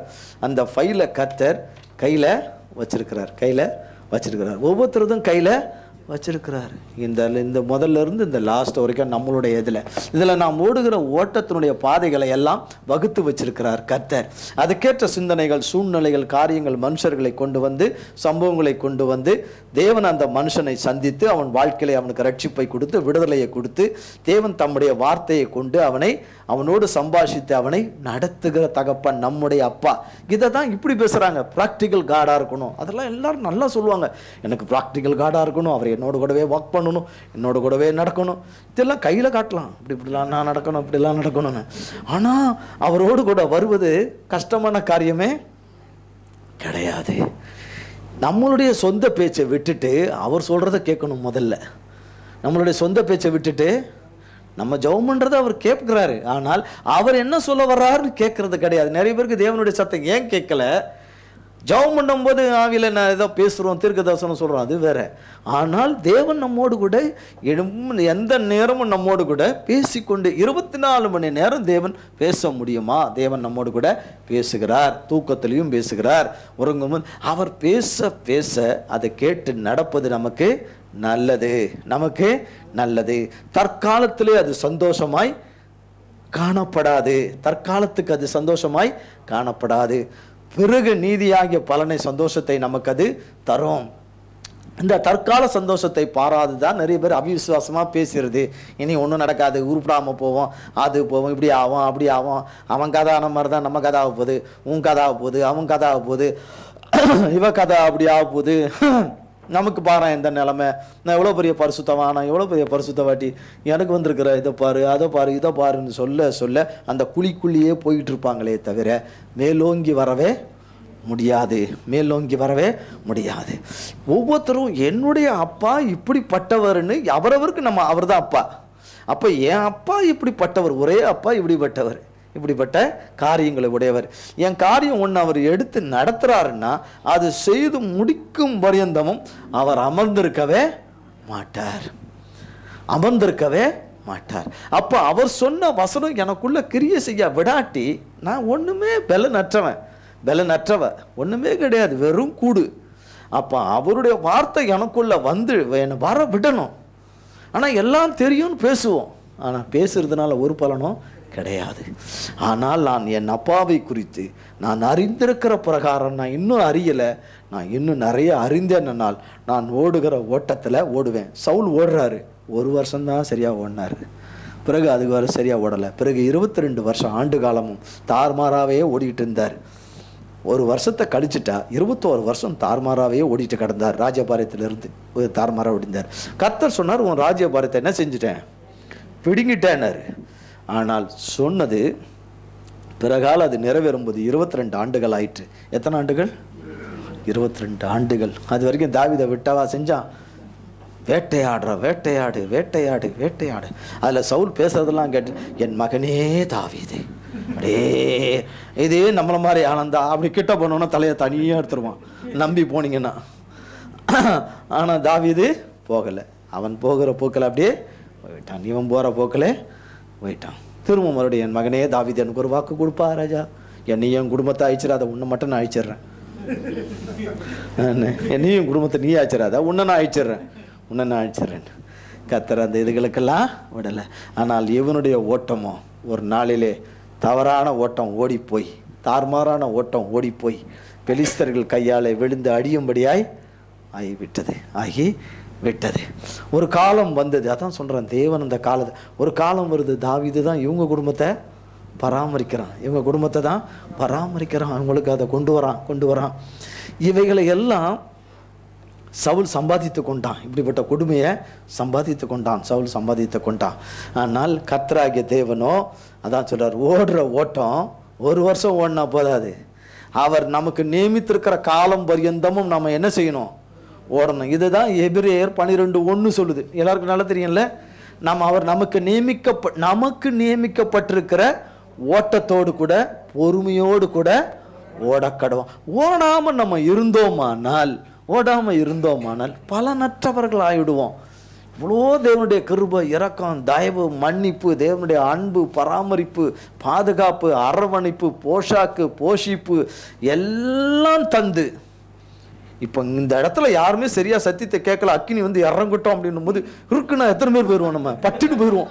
நிறைய பேர் புகையாக போயிடுவோம். இந்த இடத்துல 1-2 தான் அப்படி தேரும், அப்படி புகையாக போயிடுவோம், பட்டுன்னு புகையாக போயிடுவோம். அப்படியெல்லாம் எலியாவினுடைய அக்கினியை இறக்குறாரு இங்கே கர்த்தர். ஆனால் ஜெபம் பண்ணும்போது கேட்குறோம், எலியாவின் அக்கினி வேணும் வேணும் வேணும்னு. பச்சுத்துறோம் அவங்கள, அதனால தான் தரல. நான் பச்சுத்துறோம், பச்சக்குன்னு பச்சு முதல்ல சொல்கிறவரே பச்சுத்துறோம், பச்சுன்னு பச்சுத்துறோம் தரல. நாம் எப்படிப்பட்ட சிந்தையாய் இருக்கிறோம்? நாம் கடந்து வந்திருக்கிறோம். இந்த வருஷம் தொடங்கினதுலேருந்து கடந்து வந்திருக்கிறோம். வரும், நிறைய டிஸ்டர்பன்ஸ் வரும். ஆனால் இந்த சிந்தையை, நம்ம சிருஷ்டித்தவருக்கு சொந்தமான இந்த சிந்தையை அவருடைய வழிக்கு கொடுத்துருக்குறோமா? இல்லை. ஒரு காரியம் வந்தோன்னா தாறுமாறாக மாறிடுறோம். நல்ல ஆன பிறகு நல்ல பிள்ளை மாதிரி ஆயிடுறோம். திரும்ப மறுபடியும் ஏதாவது ஒரு சூழ்நிலை வந்தால் திரும்ப வாயை திறந்துடுறோம். திரும்ப தாறுமாறா பேசுறது. இந்த பேசுனதெல்லாம் திருப்பி வருமே. முள்ளமன்றிக்கு வந்து குத்துற மாதிரி பொது வந்து குத்திடுமே. முள்ளமன்றி பார்த்துருக்கீங்களா? விரிக்கும் போது முள்ளாக இருக்கும். அது மாதிரி உங்ககிட்ட தானே வரும். நீங்கள் எதெல்லாம் வாயை திறந்து கட்ட விழ்த்தீங்களோ, வேண்டாததெல்லாம் அத்தனையும் உங்கள் மேலே தான் வரும். வேற யார் மேலேயும் வராது. பக்கத்தில் இருக்கவங்க, ஏத்தமாக இருக்கவங்க மேலாம் உங்கள் தலைமையிலேயே தான் வந்து விழும். அதனால தான் அதை குறித்து உள்ளே இருக்கக்கூடாது. ஆனால் பப்புள்ஸ் மாதிரி புக்கு உள்ளே இருந்துக்கிட்டு புக்கு எப்போ வந்துருமோ தெரிலன்னு புழுக்கன்னு வெளியே வந்துடும். உள்ளே இருந்தால் தான் வெளியே வரும். உள்ளே இல்லைன்னா கர்த்தருக்கு ஸ்தோத்திரம். தாவீதின் இடத்துல அது இல்லவே இல்லை. சாவுலி நீ இருந்துக்கோ, நீ என்னன்னா பண்ணிக்கோ, எனக்கு அதை பற்றி ஒன்றும் இல்லை. என்னையே வேட்டையாடுற, என்னையே நீ வேட்டையாடுற. உன் தலையை தனியாக தூக்கணுன்னா என்னால் என்ன பண்ண முடியும்? தூக்கிற முடியும். தாவீது தலையை தூக்கணும்னு நினச்சவங்கெல்லாம், அழிக்கிற நினச்சவங்கெல்லாம் அழிஞ்சு போனாங்க. என் தேவனுடைய ஜனமே, நீ தாவீதை போல இருப்பாயானால், தேவனுடைய ஆவியோட இந்த தேவனுடைய உத்தம குணத்தோடு இருப்பாயானால், கர்த்தர் கொடுக்குற ஜெயத்தை யாரும் என்ன செய்ய முடியாது? தடுக்க முடியாது. தாவீதோடு போராடினவர்கள் அழிந்து போனார்கள். நாம் உண்மையும் உத்தமமாய் இதனுடைய வார்த்தையிலே வசனத்திலே நாம் இருப்போமானால், அவருடைய வழிகளிலே இருப்போமானால், நமக்கு விரோதமாய் நிற்பவன் யார்? அப்படி நின்றாலும் அவர்கள் ஒரு காலகட்டம் வரும்போது கர்த்தர் சங்கரிச்சிருவார். கர்த்தர் எந்த நிபத்தம் இல்லாமல், சத்தமே இல்லாமல், எந்த எவிடன்ஸே இல்லாமல் கர்த்தர் கரெக்டாக கணக்க முடிச்சிருவார். கர்த்தர் கணக்கும். உங்களுக்காக எனக்காக அவ்வளோ வைராக்கியம் பாராட்டுகிற நல்ல தேவன். நாம் பிரசங்கிக்கிறது மாத்திரமில்லை, அந்த பிரசங்கிக்கிறபடியே நடக்கிறவர்களாய் இருக்கணும். நாம் கேட்கிறவர்களாய் மட்டும் இருந்து விட்டால் போதாது, கேட்கிறபடி நாம் நடக்கிறவர்களாய் இருந்தால்தான் நாம் ஜெயம் பெறுவோம். நாம் ஜெயம். இந்த இடத்துலையே நாம் சத்தியத்தை கேட்டு அதில் நிற்பதே ஒரு ஜெயம். அது ஒரு ஜெயம். இந்த இடத்துல சத்தியத்தை கேட்டு அதிலே நாம் நிற்பதும், இதையே ஞாபகம் வச்சுக்கிட்டு பத்திரமா வீட்டுக்கு கொண்டு போகிறது, அது ஒரு ஜெயம். பிறகு அதை ரிப்பீட் பண்ணி அதை போட்டு அதை நம்ம கேட்டு அதில் வளர்ந்து வருது இன்னொரு ஜெயம். அதிலே நாம் நின்று நாம் சுதந்தரிப்பது மாபெரும், கேக்குதா? மாபெரும் ஜெயம். இப்போ பாருங்க, கர்த்தருடைய கிருபையினால 1 ராஜாக்களின் புஸ்தகம் 3ஆம் அதிகாரம் 5ஆம் வசனம். கிபியோனிலே கர்த்தர் சாலமோனுக்கு ராத்திரியில் சொப்பனத்திலே தரிசனமாகி, நீ விரும்புகிறதை என்னிடத்தில் கேள் என்று தேவன் சொன்னார். பாருங்க, அங்கேயும் என்னவா? நம்ம ஆளுக்கு வாசிக்கும் போது என்ன இருக்கும்னா, 1 ராஜாக்கள் 11ஆம் அதிகாரம் 9ஆம் வசனம் ராத்திரின்னு போடலையே. நீங்கள் நல்லா பரட்டி பாருங்கள். அதில் அந்த தேய்ச்சி பாருங்கள், இப்படி விரலில் தேய்ச்சி பாருங்கள், அதில் தெரியும் அதில் ராத்திரின்னு. அப்போ பாருங்கள், எப்படியா தேய்ச்சி பார்த்தா எழுத்து போயிடும் உங்களுக்கு. கர்த்தருக்குள்ளே நீங்கள் பார்த்தீங்கன்னா அது ராத்திரியில் பேசின காரியம். இந்த இடத்துல பாருங்கள், ராத்திரியிலே சொப்பனத்திலே தரிசனமாகி சாலமோனே ஒன்று போடுவேன். யாரை பார்த்து கூப்பிட்டு சொன்னாரா? உன் விருப்பத்தை கேள், உன் விருப்பத்தை நீ கேள் என்றார். விருப்பத்தை அவன் தன்னுடைய விருப்பத்தை அவன் தெரிவித்தான். தன்னுடைய விருப்பத்தை தெரிவித்தான். கொடுத்தாரா இல்லையா? கர்த்தர் கொடுத்தாரா இல்லையா? அப்போ கர்த்தர் கொடுத்திருக்கிறார் என்றால் அந்த வேத பகுதி எதுக்கு போச்சுங்க? கொடுத்தார் என்று சொன்னார். 1 ராஜாக்கள் 3ஆம் அதிகாரம். ஏன்னா நிறைய பேருக்கு இந்த ஜெயன்றது எப்படி கரெக்டாக வரும், எப்படி ஒர்க் அவுட் ஆகும், நம்ம தேவனிடத்தில் கேட்குறது எப்படி நடக்கும்னா, சாலமோனு வாழ்க்கையில் எப்படி நடந்ததோ அதே பாருங்க, அந்த ஞானம் அந்த எப்படி அவன் வாழ்க்கையில் செயல்பட்ட விதம், அவன் அதை மேற்கொண்ட விதம், அவனுக்கு கர்த்தர் கேட்டதை கொடுத்தாருன்றதுக்கு ப்ரூஃப் வேணும். அவனுக்கு அவனத்தில் பேசியிருப்பான், கர்த்தர் கொடுத்துட்டேன்ட்டாரே. 3ஆம் அதிகாரம் 5ஆம் வசனம், கிபியோனிலே கர்த்தர் சாலமோனுக்கு ராத்திரியிலே சொப்பனத்திலே தரிசனமாகி, நீ விரும்புகிறத என்னிடத்தில் கேள் என்று தேவன் சொன்னார். அதற்கு சாலமோன் ஆரம்பிக்குது வசனம். அதற்கு ஆரம்பிக்குதா இல்லையா? அதுக்கு சாலமோன் கேட்கிறார். எப்படி ஆரம்பிக்கிறார் பாருங்க, என்னை நேர் அறிவீர் அல்லவா, சாலமோனாகி என் அறிவீர் அல்லவா, அப்படியா சொன்னா யாரை முன்ன வைக்கிறான் பாருங்க. என் தகப்பனாகிய தாவீது என்னும் உமது அடியான் உம்மை பற்றியும் உண்மையும் நீதியும் மன நேர்மையுமாய் உமக்கு முன்பாக நடந்தபடியே தேவரீர் அவருக்கு பெரிய கிருபை செய்து. என்ன கிருபை? உங்களுக்கும் எனக்கும் வேண்டாமா? கர்த்தர் கொடுக்குற பெரிய கிருபை வரப்போகிற காலங்களில் கொடுக்க போகிற பெரிய கிருபை வேண்டாமா? கட்டாயம் வேணும், கட்டாயம் வேணும், கட்டாயம் வேணும், வேணும் வேணும் வேணும்னா அப்படியே இருக்கிறான், எனக்கு கொடுங்க. அது தரமாட்டார். அங்கே என்ன வசனம் ஆரம்பிக்குது? என் தகப்பனாகிய தாவீது என்னும் உமது அடியான் உம்மை பற்றி. இந்த வார்த்தை கேட்குதா எல்லாருக்கும்? மைக்கில் கேட்கும், உள்ள கேட்குதான் தான் பாருங்க. தாவீது என்னும் உமது அடியான் உம்மை பற்றி உண்மையும் நீதியும் மன நேர்மையுமே உமக்கு முன்பாக நடந்தபடியே அப்போ இப்படி நடந்தா கர்த்தர் என்ன கொடுக்குறார்? பெரிய கிருபையை கர்த்தர் கொடுக்கிறார். கிருபையை அவருக்கு காத்து இந்நாளில் இருக்கிறபடி அவருடைய சிங்காசனத்தில் வீற்றிருக்கிற ஒரு குமாரனை அவருக்கு தந்தீர். குமாரனை அவருக்கு ஒரு குமாரனை கொடுத்தாரு, ஏராளமான குமாரனை கொடுத்தார். ஆனால் யாரை தான் தேர்ந்தெடுத்தார்? ஒருத்தரை, கர்த்தர் சாலமோனை தேர்ந்தெடுத்தார். தேர்ந்தெடுத்தாரு. கர்த்தர் சாலமோன் விருப்பத்தை நிறைவேற்றினார். அவன் சொன்னபடியே அவனுக்கு ஆகும்படி கர்த்தர் கிருபை செய்து ஒரே ஒரு வார்த்தை, கர்த்தர் மட்டும் எந்த ஒரு ஆசீர்வாதம், ஐஸ்வர்யத்தை, ஜெயத்தையும் ஆசீர்வாதத்தையும் கொடுத்தால் ஒரு கண்டிஷன் இல்லாமல் கொடுக்க மாட்டார் எந்த மனுஷனுக்கும். இனி பூமியினுடைய கடைசி மனுஷன் வரைக்கும் அதுதான். 14ஆம் வசனம் பாருங்க. நடந்தது போல நீயும் என் கட்டளைகளையும் என் நியமங்களையும் கை கொண்டு என் வழிகளில் நடப்பாயாகில் உன் நாட்களையும் நீடித்திருக்க பண்ணுவேன் என்றார். இன்றைக்கும் நமக்கும் கர்த்தர் கொடுத்திருக்கிற நித்திய கட்டளை இது. உன் தகப்பனாகிய தாவீது நடந்தது போல நீயும் என் கட்டளைகளையும் என் நியமங்களையும் கை கொண்டு என் வழிகளில் நடப்பாயானால், என்னுடைய வழிகளில் நடப்பாயானால்.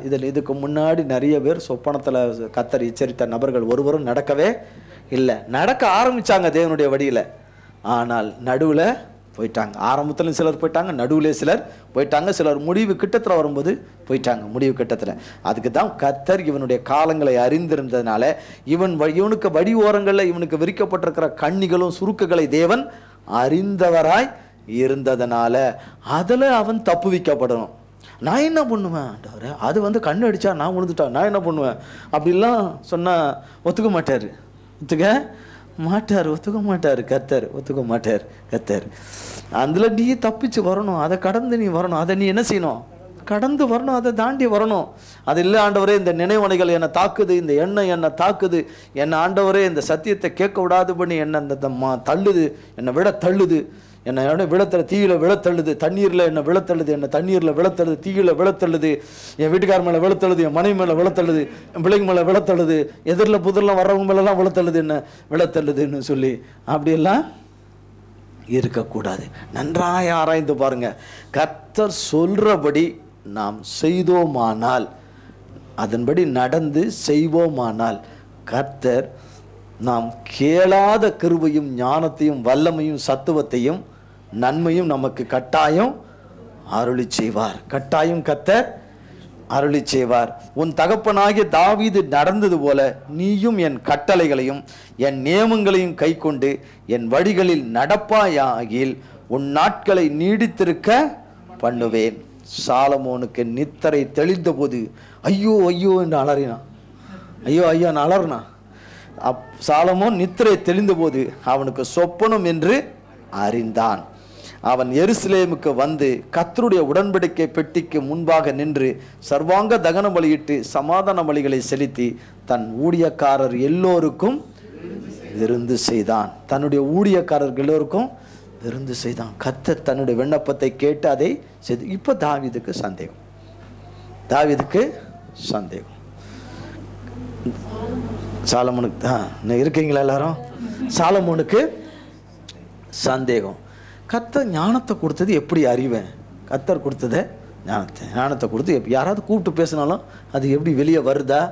ஞானம் வெளிப்படணும் இல்லை, அவனுக்குள்ளேருந்து வெளிப்படணும் இல்லை. அவனுக்கு ஞானம் இருக்கிறது எல்லாரும் அறியணுமே. கர்த்தர் எனக்கு கொடுத்தது. நான் வேற இங்கே கர்த்தர் பேசினாரு, விருந்து வச்சுட்டேன், டின்னர்லாம் வச்சுட்டேன், எல்லாம் பண்ணிட்டேன். ஆனால் எனக்கு கர்த்தர் கொடுத்துருக்கிறாரு எனக்கு. பாருங்க, அடுத்த அன்றைக்கு அப்பொழுதே பாருங்க, அப்பொழுது மறுநாளே வந்துருச்சு அது. அப்பொழுது வேசிகளாகி 2 ஸ்திரீகள் ராஜாவின் இடத்தில் அவனுக்கு முன்பாக நின்றார்கள். இப்போ வாசிங்க. என் ஆண்டவனே, நானும் இந்த ஸ்திரீயும் ஒரே வீட்டிலே குடியிருக்கிறோம். நான் இவளோட வீட்டில் இருக்கையில் ஆண் பிள்ளை பெற்றேன். நான் பிள்ளை பெற்ற 3ஆம் நாளிலே இந்த ஸ்திரீயும் ஆண் பிள்ளை பெற்றாள். நாங்கள் ஒருமித்திருந்தோம். எங்கள் இருவரையும் தவிர வீட்டுக்குள்ளே வேறொருவரும் இல்லை. ராத்திரி தூக்கத்திலே இந்த ஸ்திரீ தன் பிள்ளையின் மேல் புரண்டு படுத்ததினால் அது செத்து போயிற்று. அப்பொழுது உமது அடியால் நித்திரை பண்ணுகையில் நீங்கள் நடுஜாமத்தில் எழுந்து என் பக்கத்தில் கிடக்க என் பிள்ளையை எடுத்து தன் மார்பில் கிடத்தி கொண்டு செத்த தன் பிள்ளையை எடுத்து என் மார்பிலே கிடத்தி விட்டால், என் பிள்ளைக்கு பால் கொடுக்க காலமே நான் எழுந்திருந்த போது அது செத்து கிடந்தது. பொழுது விடிந்த பின் நான் அதை உற்று பார்க்கும் போது அது நான் பெற்ற பிள்ளை அல்லவென்று கண்டேன் என்றார். அதற்கு மற்ற ஸ்திரீ, அப்படி அல்ல, உயிரோடு இருக்கிறது என் பிள்ளை, செத்தது உன் பிள்ளை என்றால். இவளோ, இல்லை, செத்தது உன் பிள்ளை, உயிரோடு இருக்கிறது என் பிள்ளை என்றால். இப்படி ராஜாவுக்கு முன்பாக வாதாடினார்கள். அப்பொழுது ராஜா, உயிரோடு இருக்கிறது என் பிள்ளை, செத்தது உன் பிள்ளை என்று இவள் சொல்லுகிறாள். அப்படியல்ல, செத்தது உன் பிள்ளை, உயிரோடு இருக்கிறது என் பிள்ளை என்று அவள் சொல்லுகிறாள் என்று சொல்லி ஒரு பட்டயத்தை கொண்டு வாருங்கள் என்றான். அவர்கள் ஒரு பட்டயத்தை ராஜாவிடத்தில் கொண்டு வந்தார்கள். ராஜா உயிரோடு இருக்கிற பிள்ளையை 2ஆக பிளந்து பாதி இவளுக்கும் பாதி அவளுக்கும் கொடுங்கள் என்றான். இப்போ பாருங்க, இப்போ இது என்ன கிடுகிடுன்னு வாசித்தா இன்னொரு யாரோ ஒன்று வாசிக்குது அப்படின்னு போயிட்டே இருந்துருவோம். வேறு விதத்தில் இதில் என்ன இதில் இருக்குது? இது ஒரு சம்பவத்தை குறித்து சொல்லுது, ஒரு காரியத்தை குறித்து சொல்லுது. ஆனால் இதுக்குள்ளே நிறைய காட்சிகள் இருக்குது. இதுக்குள்ளே நிறைய காட்சிகள் இதுக்குள்ளே அடங்கி இருக்குது. இது எந்த இடத்துல நடக்குது? ராஜா தன்னுடைய அறையில் தூங்கிட்டு இருக்கிறான். தன்னுடைய அறையில் எங்கேயா நடக்குது? அவன் சமஸ்த மண்டபத்தில் வந்து உட்கார்ந்துருக்கிறான். ராஜாவாய் அந்த இடத்துல வீட்டு இருக்கிறான். அவன் வீட்டு இருக்கும்போது அவனுடைய மனைவி, அவன் தங்கச்சி, அவனுடைய பெரியப்பா, சித்தப்பா பிள்ளைங்க இவங்களா உட்காந்துருக்காங்க. அங்கே சபையினுடைய பிரதானிகள், மூப்பர்கள், மந்திரிமார்கள் அத்தனை பேர்களும், ஆசாரியர்கள் எல்லாம் ஆசாரியன் சாதோக்கு அவங்க எல்லாம் இருக்காங்க. நாத்தான்வேலுடைய பையன், அவங்க பிள்ளைங்கள், குமாரர்கள் எல்லாம் இருக்காங்க. ஏராளமான பேர் இருக்காங்க. அங்கே அந்த ராஜ சிம்மாசனத்தில் அவன் உட்காந்துருக்கிறான். எப்படி இருக்கும்? அது பெரிய ஸ்டேஜ் மாதிரி இருக்கும். அதில் உட்காந்துருக்கிறான். அந்த சிம்மாசனத்தில் உட்காந்துருக்கிறான். 12 படிக்கட்டு. அந்த படிக்கட்டு போட்டால் அந்த இதுக்குள்ளே அவன் வந்து அது மேலே ஏறி உட்காந்துருக்கான்னும் போது அத்தனை பேருடைய பார்வை எங்கே இருக்கும்? ராஜாவின் மேலே தான் இருக்கும். ராஜா தானே அங்கே ஹீரோ, அவர் மேலே தான் இருக்கும். அத்தனை பேருடைய ராஜாவுக்கு இன்னைக்கு இந்த வழக்கு வந்திருக்கு. அத்தனை பேருடைய கண்களும் இங்கே இருக்கு. இது வரைக்கும் தாவீது ஆண்டான். பிறகு அவனுடைய குமாரன் இந்த ராஜபாரியத்தை பண்ணுகிறாரு. நம்ம ராஜா இந்த யூத குலத்துக்கும் இஸ்ரவேல் குலம் அனைத்துக்கும் அத்தனை லட்சம் அத்தனை ஜனங்களுக்கும் ராஜாவா இருக்கிறான். தேசங்கள் அனைத்துக்கும், இன்னும் சொல்ல போனா இன்னும் நிறைய தேசங்கள் இருக்கு, அத்தனைக்கும் இவன் இருக்கிறான் அவன். ஆனால் இப்ப என்ன பண்ண போறாரு? நிறைய பேர் நினைச்சிருப்பான், ஐயோ பாவம் மாட்டிக்கிட்டா. தாவீது இருக்கும்போது இந்த கேஸ் வந்திருக்க கூடாதா? அவளே 2 பேரையும் 2 ஸ்திரீயும் போட்டு அனுப்பியிருப்பானே. எங்கேயோ சிக்கல்ல வந்து மாட்டிக்கிட்டாப்பிள்ளையன்னு பரிதாபப்பட்டிருப்பாங்க. வசமாக மாட்டிக்கிட்டான் இருப்பாங்க. எனக்கு ராஜா பட்டம் கிடைக்கலையே அப்படின்னு சொல்லிட்டு அங்கே குமரன் மாட்டினான். இன்னைக்கு சாலமன் நொங்குன்னு இல்லை நொங்க போகிறாங்க. இன்னைக்கு சரி கிடையாது, அது கிடையாது, பல விதமாக எல்லோரும் திகைப்பில் கட்டாயம் அந்த இடத்துல என்ன பண்ணியிருப்பாங்க? பார்ப்பாங்க, கட்டாயம் பார்ப்பாங்க. அந்த கண்ணோட்டத்தில் நம்ம படிக்கிறோமா? நம்ம தனியாக இருக்கும்போது அப்படி படிக்கவே மட்டும் கட கட கட கட கட கட கடன்னு படிச்சுட்டு போயிடுவோம். ஆனால் இப்படி பார்க்கும்போது தான் அந்த சமஸ்த மண்டபம், அந்த இடம், உட்காந்துருக்கிற இடம், அத்தனை பேர். சரி, இந்த நிகழ்ச்சிகளெல்லாம் பார்க்கறதுக்குன்னு கொஞ்சம் பார்வையாளர் வேறு வந்திருப்பாங்களா, வந்திருக்க மாட்டாங்களா? ராஜாவை பார்க்கணும், புதுசாக வந்திருக்கிறாரு நம்ம ராஜா வந்திருக்கிறாரு, அவரை பார்க்கணும் கொள்ளணும். அந்த மண்டபம் எப்படி இருக்கும், அந்த இடம் இருக்கும், அந்த இடத்துல நடக்கிறதுக்கு என்ன இருக்கும், அது ஒரு பொழுதுபோக்குக்காகவும் அது நல்லா ரசிக்கிறதுக்கும் கொஞ்சம் பேர் வந்திருப்பாங்க. இவ்வளோ ஜனங்கள் வந்திருப்பாங்க. அத்தனை பேருடைய பார்வைகளும் அதன் பேரில் இருக்கிறது, அங்கே இருக்கிறது. ஆனால் இப்போ என்ன சொல்ல போகிறான்னா, இப்போ சொல்லிட்டார், இது வெட்டினா பாதியை கொடுத்துடு, வெட்டி விடு கொடுத்துடுன்னு. இப்போ அந்த ஸ்திரீ சொல்கிறா பாருங்க.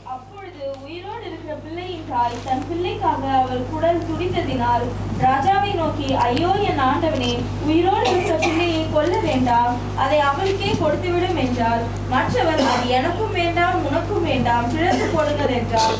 அப்பொழுது ராஜா, உயிரோடு இருக்கிற பிள்ளையை கொல்லாமல் அவளுக்கு கொடுத்து விடுங்கள், அவளே அதன் தாய் என்றான்.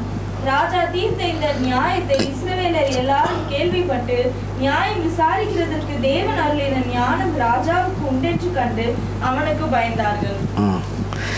ராஜா தீர்த்த இந்த நியாயத்தை இஸ்ரவேலர் எல்லோரும் கேள்விப்பட்டு, அங்கே இருந்தது நியூஸ் போகுது, அங்கிருந்து நியூஸ் போகுது, எல்லா சேனல்களும் ஒளிபரப்பு பண்ணுது.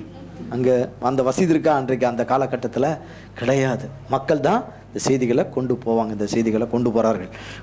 இப்படி நடந்திருக்கான், அப்படி நடந்திருக்கான்னு சொல்லி போன பிறகு ராஜாவுக்கு தேவன் தந்த ஞானம் ராஜாவுக்கு உண்டு என்று அவர்கள் பயந்தார்கள் இல்லையா? அப்போ சாலமோன் இந்த பிரச்சனை வந்துட்டு இருக்கும்போதே அவன் திகைச்சு போயிருக்கிற நேரத்தில் நிச்சயமாக தேவனை கூப்பிட்டுருப்பான். கட்டாயம் தன் உள்ளத்தில் தேவனை, தன் சிந்தையில் தேவனை கூப்பிட்டுருப்பான். தன் மனதில் தேவனை கூப்பிட்டுருப்பான். தேவனே எனக்கு ஞானத்தை கொடுத்தேன்னு என்று சொன்னீரே, நிறைய கேளாததெல்லாம் அவனுக்கு கொடுப்பேன்னு சொன்னீரே, ஏதோ ஒரு இக்கட்டான ஒரு இது வந்துருச்சு, கேஸ் வந்துருச்சு, நான் தீர்ப்பளிக்கணும் அப்படின்னு கொஞ்சம் திக்குமுக்காடாமல் இருக்கவே மாட்டார், இருந்திருப்பார். ஆனால் அவருக்கு புது அனுபவம், அது அவர் ராஜ்யபாரத்தில் புது அனுபவம். கர்த்தரோ அவருக்கு பெரிய கிருபையை, தாவீது கலின கிருபையை அவருக்கு கொடுத்து, தயை கொடுத்து, தான் தந்த ஞானத்தை தேவன் வெளிப்படுத்தினார். தேவன் தந்த ஞானம் அவனுக்குள்ளேருந்து வெளிப்பட்டது. இப்போ ராஜாவுக்கு ஒரு கேஸ் வந்திருக்கு. இன்னும் உள்ளே போய் சொல்கிறாங்க, இந்த மாதிரி ஒரு கேஸ் வந்திருக்கு ராஜா, நீங்கள் வரணுமா, வாங்க, கூப்பிட்டுட்ருக்காங்க எல்லாரும், நீங்கள் வாங்க. என்ன கேஸு? இந்த ராஜாவுக்கு அங்கே உடம்பு சரியில்லை, பானம் குடிச்சதில் ஏதோ அலர்ஜி ஆகிப்போச்சு, நீங்கள்லாம் போய் நீங்களே தீர்த்துக்குங்க, நியாயாதிபதிகளை நீங்களாம் வச்சு அதெல்லாம் தீர்த்துக்குங்கன்னு சொல்லி. அப்படி இருந்தால் ஞானம் வெளிப்பட்டிருக்குமா? வெளிப்பட்டிருக்காது. அவன் போய் அங்கே போய் அமர்ந்து அவன் போய் உட்கார்னான் தைரியமாக, கர்த்தர் மேலே நம்பிக்கை வைத்து, தேவன் தந்த ஞானம் எனக்குள்ளே இந்த நாட்டை ஆளக்கூடிய, ஜனங்களை ஆளக்கூடிய, நியாயமாய் ஆளக்கூடிய எல்லா கிருபையும் எனக்கு கொடுத்துருக்கிறாரு. நம்பிக்கையோட உட்கார்ந்த பிறகுதான் அது வேலை செய்யும்.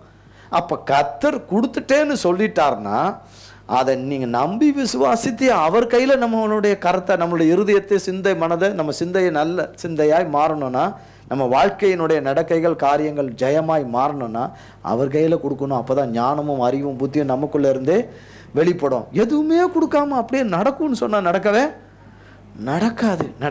நடக்காது. அந்த இன்னொரு தாய் என்ன ஆனால் அங்கே இல்லைங்க, வெட்டி போட்டுருங்க, வெட்டி பாதியாக கொடுத்துருங்கன்னு சொன்னால் அவன் என்ன ஆயிருப்பான்னு தெரியாது. நீங்களே அதை தீர்மானிச்சுக்கோங்க வீட்டில் போய் என்ன ஆயிருப்பான்னு. ஒருவேளை கொண்டு போட்டிருப்பானோ அல்லது பிழைச்சி போன்னு சொல்லியிருப்பானோ, எனக்கு சொல்லலை, உங்களுக்கு ஏதாவது சொன்னால் சொல்லுங்கள். கர்த்தருடைய 1 ராஜாக்களின் புஸ்தகம், இப்போ பாருங்க, 1 ராஜாக்களின் புஸ்தகம் 5ஆம் அதிகாரம் 1 சாலமோனை அவருடைய பிதாவின் ஸ்தானத்தில் ராஜாவாக அபிஷேகம் பண்ணினார்கள் என்று தீருவின் ராஜாவாகிய ஈராம் கேள்விப்பட்டு தன் ஊழியக்காரரை அவனிடத்தில் அனுப்பினான். ஈராம் தாவீதுக்கு சகல நாளும் சிநேகிதனாய் இருந்தான். அப்பொழுது சாலமோன் ஈராமின் இடத்தில் ஆட்களை அனுப்பி, என் தகப்பனாகிய தாவீதின் சத்துருக்களை கர்த்தர் அவருடைய பாதங்களுக்கு கீழ்ப்படுத்தி விடும் அளவும் அவர்கள் தம்மை சுற்றிலும் செய்கிற யுத்தத்தினால் அவர் தம்முடைய தேவனாகிய கர்த்தருடைய நாமத்திற்கு ஆலயத்தை கட்ட அவருக்கு கூடாதிருந்தது என்று இருக்கிறீர். ஆனாலும் இப்பொழுதோ என் தேவனாகிய கர்த்தர் எங்கும் எனக்கு இளைப்பாறுதலை தந்தார், விரோதியும் இல்லை, இடையூறும் இல்லை. ஆகையால் நான் உன் ஸ்தானத்தில் உன் சிங்காசனத்தின் மேல் வைக்கும் உன் குமாரனே என் நாமத்திற்கு ஆலயத்தை கட்டுவான் என்று கர்த்தர் என் தகப்பனாகிய தாவீதிடத்தில் சொன்னபடியே என் தேவனாகிய கர்த்தரின் நாமத்திற்கு ஆலயத்தை கட்ட வேண்டும் என்று இருக்கிறேன். பாருங்க, நல்லா கேட்டுக்குங்க. இதுதான் இந்த மெசேஜினுடைய கிளைமேக்ஸ். சாலமோனை அவனுடைய பிதாக்களின் ஸ்தானத்தில் ராஜாவாக அபிஷேகம் பண்ணினார்கள் என்று தீருவின் ராஜாவாகிய ஈராம் கேள்விப்பட்டு தன் ஊழியக்காரரை அவனிடத்தில் அனுப்பினான். ஈராம் தாவீதுக்கு சகல நாளும் என்னவா இருந்தான்? சிநேகிதனாய் இருந்தான். அப்பொழுது சாலமோன் ஈராமினிடத்தில் ஆட்களை அனுப்பி, என் தகப்பனாகிய தாவீதின் சத்துருக்களை கர்த்தர் அவர்களுடைய பாதங்களுக்கு கீழ்ப்படுத்திவிடும் அளவும் அவர்கள் தம்மை சுற்றிலும் செய்கிற யுத்தத்தினால் அவர் தம்முடைய தேவனாகிய கர்த்தர். அப்பா வசனம் சொல்லுது, என் தகப்பனாகிய தாவீதின் சத்துருக்களை கர்த்தர் என்னவா ஆக்கி போட்டாராம்? பாதங்களுக்கு கீழாக நசுக்கி போட்டாராம் கர்த்தர். போட்டுட்டு, அது உமக்கு தெரியும், நீர் அறிந்திருக்கிறீர், அதையெல்லாம் நீர் அறிந்திருக்கிறீர். 4ஆம் வசனம், ஆனாலும் இப்பொழுதோ என் தேவனாகிய கர்த்தர் எங்கும் எனக்கு என்ன தந்திருக்காரு? இளைப்பாறுதலை தந்தார். விரோதியும் இல்லை, இடையூறும் இல்லை. இதுதான் வினையா போச்சு. கர்த்தர் கிருபையாய் கொடுத்தார் தாவீதின் நிமித்தமாய். தாவீது அழுது புரண்டது நிமித்தமாய். தகப்பனே சாலமோன் தாங்க மாட்டான். நீங்கள் அவனுக்கு கிருபையாய் காத்து நடத்துங்க ஆண்டவரே. என் காலத்தில் நடந்த அந்த யுத்த களங்கள் எல்லாம், பட்டயங்கள் எல்லாம் என்னை விட்டு நீங்கும்படி என் மேலே கிருபையாக இறங்கும். அவ்வளோ நாள் யுத்தத்தை நடப்பித்தேன். சாலமோன் நீங்கள் பார்த்தீங்கன்னா அவனுடைய வாழ்க்கை வரலாற்றினுடைய சரித்திர இதெல்லாம் பார்த்தீங்கன்னா, அவன் போய் யுத்தம் பண்ணி அந்த தேசத்தை பிடிச்சான்லாம் அங்கே எதுவுமே கிடையாது. எல்லாம் தாவீது கர்த்தரிடத்துலேருந்து சம்பாதிச்சது அத்தனை விக்டரியும் பெற்றது. அவ்வளோ இதை கொடுத்து இவனுக்கு சில யுத்த ட்ரைனிங் கொடுத்துருப்பான், இவனுக்கு கொடுக்கப்பட்டிருக்கும். ஆனால் இவன் போய் பெரிய பெரிய யுத்தத்தை பண்ணி நடப்பித்ததா கிடையாது. தேசம் எங்கும் அமைதி, அவன் அரண்மனையில் அமைதி, சமாதானம், சந்தோஷம். இதுதானே எல்லாரும் விரும்புகிறோம். இந்த இளைப்பாறுதலை தேவன் லேசில் கொடுக்க மாட்டார். கொடுத்தா என்ன ஆகும்னு அவருக்கு நல்லா தெரியும். அதனால தான் புதிய சுவிசேஷத்தில் கொடுத்தார், உங்களுக்கு துன்பத்தோடு கூட நூறத்தனையான ஆசீர்வாதத்தை கொடுக்குறேன். ஏன்னா அப்போ தான் கர்த்தரை ருசித்துக்கிட்டே போவோம். ஒன்னொன்னையும் மேற்கொண்டு போய் உள்ளே போய் பரலோகத்துக்கு போய் லேண்ட் ஆகும். இல்லைன்னா ஆக மாட்டோம், கீழே லேண்ட் இங்கே இப்படி ஆயிரும். போய் அங்கே போய் லேண்ட் ஆகாது, கீழே போய் லேண்ட் ஆயிரும். கீழே போய் அதனால தான் சாலமோன் பாருங்கள், எனக்கு எந்த இறுதியும் இல்லை, ஒரு விரோதியும் இல்லை, ஒரு இடையூறும் இல்லை என்பதனால அவன் நல்ல சில வருஷங்கள் அருமையாக போயிட்டே இருந்தான். அந்த வேலையில் பிஸியாக இருந்தான். அரண்மனை கட்டுற வேலையில், அந்த ஆலயம் கட்டுற வேலையில் ரொம்ப பிஸியாக இருந்தான். அப்படியே போயிட்டுருக்கும்போது சிந்தை வேறு பக்கமாக திரும்பிடுச்சு, வேறு பக்கமாக. ஆனால் அதுக்கு முந்தின ராஜாக்கள் இல்லை, 2ஆம் அதிகாரத்தில் வாசித்து பார்த்தீங்கன்னா, தாவீது கீழே, மகனே சொல்கிறேன், உன் தகப்பனுடைய ஜபங்கள் எல்லாம் தேவ சன்னிதானத்தில் இருந்தாலும் நீ தேவனுடைய கட்டளைகளையும் நியமங்களையும் கைக்கொள்ள அவர் சொல்லுக்கு மாறாய் நடப்பாயானால் நீ இழந்து போவேன்னு. அதே மாதிரி தேவன் சொப்பனத்தில் 3ஆம் அதிகாரத்தில் பேசுகிறார், என் சொல்லுக்கு நீ கீழ்ப்படியாமல் போயிட்டா, என் கட்டளைப்படி நடக்காமல் போனால் நீ இழந்துட. உங்களுக்கும் எனக்காக தான் கர்த்தர் சொல்றார். அவர் சிலுவையில் மரித்து தேவன் நமக்காய் பிறந்து மரித்து உயிரோடு எழும்பி என்றைக்கும் சதா காலங்களுக்கும் உயிரோடு இருக்கிறார். நமக்காக பிதாவின் இடத்துல பரிந்து பேசுகிறார். இத்தனை பாக்கியம் இருக்கு. ஆனால் அவருடைய வார்த்தை நமக்குள்ள இல்லைன்னா நம்ம ஒன்றுமே இல்லை, ஜெயம் பெறவே முடியாது. கர்த்தர் அதோட விடலை சாலமோனை. இந்த வெறும் இளைப்பாறுதலோடு விடலை, அதுக்கு மேலே அவனை ஆசீர்வதிக்கிறாரு. எந்த ராஜாக்களுக்கு இல்லாத ஸ்லாக்கியத்தை அவனுக்கு கொடுக்குறாரு. அப்படிப்பட்ட ஜெயத்தையும் ஆசீர்வாதத்தையும் ஒரே இதில் கொடுக்குறாரு. 1 ராஜாக்கள் வாசிட்டு 1 ராஜாக்கள் 4ஆம் அதிகாரம் 20லிருந்து 25 பாருங்க. இந்த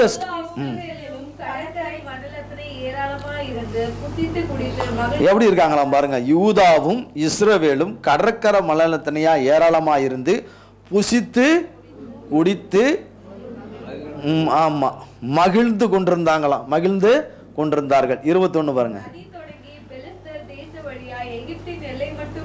சகல ராஜ்யங்களையும் சாலமோன் ஆண்டு கொண்டிருந்தான். அவர்கள் சாலமோனுக்கு காணிக்கைகளை கொண்டு வந்து அவன் உயிரோடு இருந்த நாளெல்லாம் அவனை சேவித்தார்கள். நாள் ஒன்றிற்கு சாலமோனுக்கு செல்லும் சாப்பாட்டு செலவு, நல்லா கேட்டுக்கங்க எல்லாரும் காதலையும் கேட்கறபடி, ஒரு நாள் ஒன்றுக்கு இப்போ நம்ம ஞாயிற்றுக்கிழமை இன்னைக்கு 1/4 கிலோ கறி எடுத்துருப்போம், 1/2 கிலோ எடுத்துருப்போம், 3/4 கிலோ கறி எடுத்துப்போம், 1 கிலோ கறி எடுத்துருப்போம், 2 கிலோ கறி கொடுத்துருப்போம். ஆனால் மட்டன் விலை அதிகமாக இருக்குது, சிக்கன் எடுத்துருப்போம், சிக்கனுக்கு பதிலாக மட்டன் எடுத்துருப்போம், ஏதோ ஒன்று பண்ணியிருப்போம். அவரவருடைய கிருபைக்கும் அவருடைய சக்திக்கு தான். சாப்பிட எல்லாருக்கும் மனது இருக்கும், கையில் சிலருக்கு இருக்காது பாவம். ஆனால் இருக்கிறவங்களுக்கு சாப்பிட மனது இருக்காது, அதுதான் பிரச்சனையே. இருக்கிறவங்களுக்கு சாப்பிட மனசு இருக்காது. ஆனால் இங்கே பாருங்க, அதுதான் கர்த்தருடைய ஆசீர்வாதம், ஜெயம் தருகிற தேவனுடைய சம்பூரணமான நிறைவு. சம்பூரணமான நிறைவு. நாள் ஒன்றுக்கு 30 மரக்கால் மெல்லிய மாவும் 60 மரக்கால் மாவும் கலைமான்களையும் வெளிமான்களையும் வரையான்களையும் கொழுமையான நம்ம இதெல்லாம் டிஸ்கவரியில் பார்த்துக்கிட்டு இருக்கிறோம். ஆனால் இங்கே பாருங்க, கலைமான்களையும் வெளிமான்களையும் வரையான்களையும் கொழுமையான பறவைகளையும் தவிர கொழுக்கப்பட்ட 10 மாடுகளும் மேய்ச்சலில் இருந்து வந்த 20 மாடுகளும் 100 ஆடுகளுமாம். இதெல்லாம் நம்ம பால் கறந்து விற்பானே, இதெல்லாம் இந்த மனுஷன் திங்கிறதுக்குள்ளே இருக்காங்க போல இருக்கு. சாப்பிட்றதுக்குன்னு பால் கறக்கிறதுக்கும் சாப்பிட்றதுக்கும் வச்சுருக்கானே. எவ்வளோ பெரிய பண்ணை வச்சுருப்பேன், இதை குட்டி போட்டு எல்லாம் பெருக வச்சுருப்பானே. சாலமோனுடைய இதை நீங்கள் இதுக்கப்புறம் நீங்கள் அதுக்கு முன்னாடியும் இதுக்கு இடையிலெல்லாம் நீங்கள் படித்து பார்த்தீங்கன்னா அசந்துருவீங்க. கர்த்தர் அவனுக்கு கொடுத்த ஞானம், அந்த இதை அதை பெருக்கு விருத்தி ஆக்குகிற ஞானம் அவங்ககிட்ட கொடுத்து வச்சுது. கிட்ட கூட போக முடியாது. கர்த்தர் அப்படிப்பட்ட இதெல்லாம் அவனுக்கு கொடுத்தாரு. ஆனால் ஒன்றே ஒன்றில் போய் அவன் விழுந்துட்டான். தகப்பன் அதில் நின்று ஸ்டாண்டர்டில் அவன் நிற்கவே இல்லை. ஆனால் பாருங்க, இவ்வளவும் கொடுத்த மேய்ச்சலேருந்து 24ஆம் வசனம்.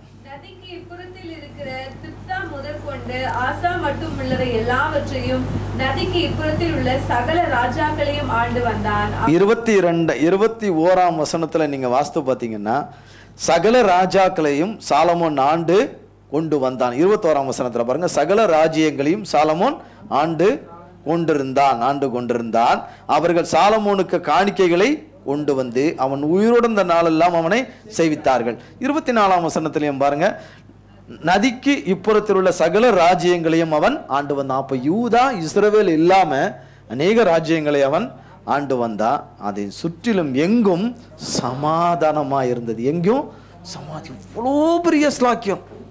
என் மனதுக்கு பிரியமான தாவீதனுடைய குமாரனுக்கு நான் இவ்வளவும் தரேன். ஆனால் அவன் தேவனுடைய கட்டளையின்படி நிற்கலை, அவருடைய பிரமாணத்தின்படி அவர் சொல்லின்படி நிற்கலை. 2 விசை அவர் எச்சரிக்கை கொடுத்து அவன் சிந்தையில் இப்படிப்பட்ட கேடான எண்ணங்களுக்குள்ளே அவன் போய்கிட்டு இருக்கிறான். அவன் வழி விலகி போய்கிட்டு இருக்கிறான். அவன் இருதயத்தை வேறு பக்கமாய் சிந்தைய ஸ்திரீகள் இழுத்துக்கொண்டு போகிறார்கள் என்பதை அந்நிய ஸ்திரீகளும் பரஸ்திரீகளும் விக்கிர ஆராதனை ஸ்திரீகளும் இழுத்து கொண்டு போகிறார்கள் என்பது தேவன் அவனுக்கு எச்சரித்தோம். அவன் அதற்கு செவிகொடாமல் போனான். 3ஆம் அதிகாரம் 5ஆம் வசனத்தில் சொப்பனத்தில் தேவன் சொன்னதை என்ன பண்ணான்? கேட்டான். பிறகு இன்னொரு வாட்டி கூட கிபியோனில் கர்த்தர் 2வது விசை கூட அவனுக்கு கொடுக்குறாரு, அவனோடு கூட பேசுகிறாரு. அப்போல்லாம் கேட்குறான். ஆனால் பிறகு என்ன பண்ண மாட்டேங்கிறான்? கேட்க மாட்டேங்கிறான். அதுக்கப்புறம் பார்த்தீங்கன்னா அந்த ஆலயத்தை பிரஷ்டை பண்ணும்போது அவன் பண்ண ஜபத்தெல்லாம் பார்த்தீங்கன்னா பிரமாதமாக இருக்கும். ஆனால் அப்பேற்பட்டவனே விழுந்து போனான். என்ன இல்லை? கர்த்தருடைய வார்த்தை அவனுக்குள்ளே இல்லை. தேவனை குறித்த பயம் இல்லை. தன் தகப்பனுடைய உண்மையும் உத்தமம் அவனுக்குள்ளே கிடையாது. அவன் விழுந்து போனான். அதற்கு தேவன் கிருபையாய் கொடுத்தது என்ன? எங்கும் அவனுக்கு சமாதானம். விரோதிகளே கிடையாது. இதெல்லாம் கர்த்தர் நிறைய ராஜாக்களுக்கு கொடுத்து பார்த்துட்டு ஏழைக்கா அவ்வளோதான் நல்லா பிடிச்சி ஒன்றொன்னா இடையடைய ஒன்று கொடுத்து கொண்டாந்தா தான் வருவானுங்க பிள்ளைங்கள்லாம். இல்லைன்னா பிள்ளைங்க வரவே மாட்டாங்கன்னு அறிஞ்சு தான் தேவன் நடத்துகிறார். ஆனால் இந்த ஆசீர்வாதத்தையும் கர்த்தர் இவ்வுலகத்தின் பிரபஞ்சத்தில் இருக்கிற தம்முடைய பிள்ளைகளுக்கும் கொடுக்க தேவன் வல்லமை உள்ளவராய் இருக்கிறார். சொல்லிட்டு 25ஆம் வசனம் பாருங்க. சாலமோனுடைய நாளெல்லாம் தான் துவக்கி பேசவா மற்றும் யூதாவும் இஸ்ரவேலும் அவரவர் தங்கள் திராட்சை செடியின் நிழலிலும் தங்கள் அத்திமரத்தின் நிழலிலும் சுகமாய் குடியிருந்தார்கள். பார்த்தீங்களா? குடியிருந்தார்கள். சாலமோனுடைய நாளெல்லாம் தான் துவங்கி பேர்சபா மட்டும் யூதா இஸ்ரவேல் அவரவர் தங்கள் திராட்சை செடியின் நிழலிலும் தங்கள் அத்தி மரத்தின் நிழலிலும் சுகமாய் குடியிருந்தார்கள். சாலமோனுடைய இதை குறித்து இன்னும் எவ்வளோ வரலாற்று சரித்திரங்கள் சொல்லுது. ஒரே நேரத்தில் 72 பேர் சாப்பிடணும் அளவுக்கு அவருடைய மேஜை இருந்தது என்று கண்டுபிடிச்சிருக்கிறாங்க. 72 பேர் ஒரு டைனிங் டேபிளில் உட்காந்து சாப்பிட்றதுன்னா எவ்வளோ பெரிய டைனிங் டேபிள்! எவ்வளோ பெரிய டைனிங் டேபிளாக இருக்கும். அது என்ன கேதுரு மரத்தில் செய்யப்பட்டதாக இருக்குமோ என்னன்னு தெரில. கட்டாயம் எல்லா காஸ்ட்லி மரங்களிலே விலை உயர்ந்த மரங்களினால தான் அவர் அதை செய்திருப்பார். அந்த அந்த வடிவத்தில் 72 பேர் உட்காந்து சாப்பிடக்கூடிய சமஸ்த அவனுடைய பர்சனல் அவன் சாப்பிடக்கூடியது. அதில் 72 வகையை வச்சு அவன் சாப்பிட்ட 72 பேர் சாப்பிட்றதும் 72 வகை. இந்த வளைமான் கருமான்ட்டு டெய்லி மான் கறி அது கறி எது வேணுமோ எல்லாம் சாப்பிட்றது அப்படின்னு. அது சரி அது அன்னைக்கு நடந்துச்சு. அது இன்றைக்கி வேணா இன்றைக்கும் மான் கறி சாப்பிட்றாங்க, மலேசியாவில் சாப்பிட்றாங்க. நம்ம ஊரில் கிடையாது. நம்ம ஊரில் வாங்கி தான் உள்ளே போயிடுவோம். திருத்தரமாக வேறு விதமாக ஏதோ பண்ணுறாங்களோ நமக்கு தெரியாது. ஆனால் வெளிநாடுகளில் இருக்குது அந்த வசதி, சாப்பிட்றதுக்குரிய சகல வசதிகளும் இருக்குது. வரைக்கும் இல்லாமல்லாம் இல்லை. ஐயோ அன்றைக்கி சாப்பிட்டாங்க இன்றைக்கெல்லாம் யார் சாப்பிட்றதுன்னு சொல்லி சாப்பிட்றது. ஆனால் இருக்குது. கர்த்தனாகிய தேவன் இப்படி கூட தம்முடைய பிள்ளைகளை ஆசீர்வதிக்க முடியும். ஆனால் உங்களுக்கும் எனக்கு அந்த விசுவாசம் இருந்தால், அந்த நம்பிக்கை இருந்தால், அந்த ஓட்டத்தில் நிலைத்திருந்தால், இப்படிப்பட்ட ஜெயத்தையும் ஆசீர்வாதத்தையும் நமக்கு கொடுக்க தேவன் நல்லவரும் வல்லமை உள்ளவருமாய் இருக்கிறார். கர்த்தர் இருக்கிறார். கர்த்தராகிய தேவன் இருக்கிறார். கர்த்தருடைய நாமத்திற்கு ஸ்தோத்திரம். புதிய அடுத்த வருஷத்தினுடைய 8ஆம் தேதியில் தான் இந்த செய்தி தொடங்கும். அதாவது ஞாபகம் 8ஆம் தேதி தான், ஜனவரி 8ஆம் தேதி தான் தொடங்கும். கர்த்தருடைய நாமத்திற்கு ஸ்தோத்திரம். கர்த்தர் இந்த வார்த்தையை ஆசீர்வதிப்பாராக. பிறகு நம்ம எல்லாம் கிறிஸ்மஸில் தான் சந்திப்போம். தேவ கிருபையில் கிறிஸ்மஸ் அன்னைக்கு காலை ஆராதனையில் ஒரு சாராரை கண்டிப்பாக பார்ப்போம். ஒரு சாரார் அந்தந்த தெய்வ ஆலயங்களில் எல்லாம் திருத்தலங்களில் சந்திப்பாங்க. நாங்கள் ஒரு சிலரை சந்திப்போம். கர்த்தருடைய கிருபையினால நம்புகிறோம். கர்த்தருக்கு சித்தமானால் சந்திப்போம், நம்புகிறோம். என்ன எல்லாருக்கும் அட்வான்ஸு கிறிஸ்மஸ் வாழ்த்துக்களை தெரிவித்துக் கொள்கிறோம். கர்த்தருடைய நாமத்தினாலே தெரிவித்துக் கொள்கிறோம். மறந்துடாதீங்க, கிறிஸ்மஸ் அன்னைக்கு சாயங்காலம் 4:30 மணிக்கு வந்துடாதீங்க. பிரியாணி செய்யறதுக்கு லேட்டாச்சு, அது செய்யறதுக்கு லேட்டாச்சு, நீங்களே சாப்பிட்டுட்டுலாம் இருக்கக்கூடாது. கொண்டு வராமல் இருக்காதீங்க. நாங்களே கறி கம்மியாக போடுவோமே, எப்படி தர்றது அப்படின்னு இருப்பீங்க. பயப்படாதீங்க, நீங்களே நல்லா சாப்பிடுங்க. அதனால் சாப்பிடுங்க, நல்லாவே சாப்பிடுங்க, வயிறு முட்டா சாப்பிடுங்க. அதனால் ஒன்றும் இல்லை. 4:30 மணிக்கு கிறிஸ்மஸ்ஸு. ஆமாம், இது ப்ரோக்ராம் எல்லாம் ஆராதனைகள் எல்லாம் இருக்குது. எல்லோரும் தவறாமல் எல்லோரும் வந்துடுங்க. எங்கேயாவது போனங்க கொண்டான்னு மாட்டிக்கிட்டோம், எலி பூந்தலை மாட்டிக்கிட்டீங்கன்னு மாட்டிக்காதீங்க. கர்த்தர் கிருபையில் எல்லாரும் திரளாய் வந்து கர்த்தருடைய நாமத்திற்கு வரணும். இதற்காகவும் ஜெபித்து கொள்ளுங்கள். இதற்காக ஒத்துழைக்காதவர்களும் ஜெபித்து கொள்ளுங்கள், ஒத்துழைத்தவர்களும் இதற்காக ஜெபித்து கொள்ளுங்கள். கர்த்தர் அந்த நாளை நமக்கு இரட்டிப்பாய் ஆசீர்வதித்து கொடுப்பாராக. ஆமென். ஜெபம் செய்வோம். எங்கள் அன்பின் பிதாவே, கர்த்தராகிய இயேசு கிறிஸ்துவின் மூலம் மண்டலே வருகிறோம். தந்தையாகிய தேவனே, இந்த நாளுக்குரிய போஷாக்கை எங்களுக்கு கொடுத்த தயவுக்காய் ஸ்தோத்திரம். உம்முடைய மகா பெரிய கிருபையின் தயவும் எதிர்காலத்தில் எங்களுக்கு நீர் வைத்திருக்கிற நன்மையானவைகளை சுதந்திரித்துக் கொள்கிற நிழலோட்டமாய் இந்த நாளில் எங்களை நடத்தி கொண்டு வந்திருக்கிறீர். அதற்காய் ஸ்தோத்திரம். ஜெயம் கொள்ளுகிறவன் எல்லாவற்றையும் சுதந்திரித்துக் கொள்வான். அதிலே நித்திய ஜீவன் மிகவும் முக்கியம். அந்த நித்திய ஜீவனோடு கூட எல்லாவற்றையும் சுதந்திரித்துக் கொள்ளக்கூடிய கிருபையும் பாக்கியத்தையும் தருவதற்கு இந்த நாளிலே எங்களை நடத்தியிருக்கிறீர். அதற்காய் ஸ்தோத்திரம். கேட்ட சத்தியத்தினை நிலைத்திருந்து உங்கள் நாமத்தை மகிமைப்படுத்த கிருபை செய்யுங்க. திரும்பமாக நாங்கள் ஒருவரை சந்தித்து உங்கள் நாமத்தை மகிமைப்படுத்த முறைந்தும் காக்கும் கருத்துக்களை வைத்து பாதுகாத்து கொள்ளுங்க. எல்லா துதிகான மகிமை ஒருவருக்கே செலுத்துகிறோம். இயேசு கிறிஸ்துவின் மூலம் ஜெபிக்கிறோம் பிதாவே. ஆமேன், ஆமேன், ஆமேன். என் ஆத்துமாவே கர்த்தரை ஸ்தோத்திரி, என் முழுவதுமே பரிசுத்த நாமத்தை ஸ்தோத்திரி. என் ஆத்துமாவே கர்த்தரை ஸ்தோத்திரி, கர்த்தர் செய்த சகல உபகாரங்களை மறவாதே. ஆமேன், ஆமேன். இயேசுவின் ரத்தம் ஜெயம். இயேசுவின் பரிசுத்த நாமத்திற்கே ஸ்தோத்திரம். God bless you.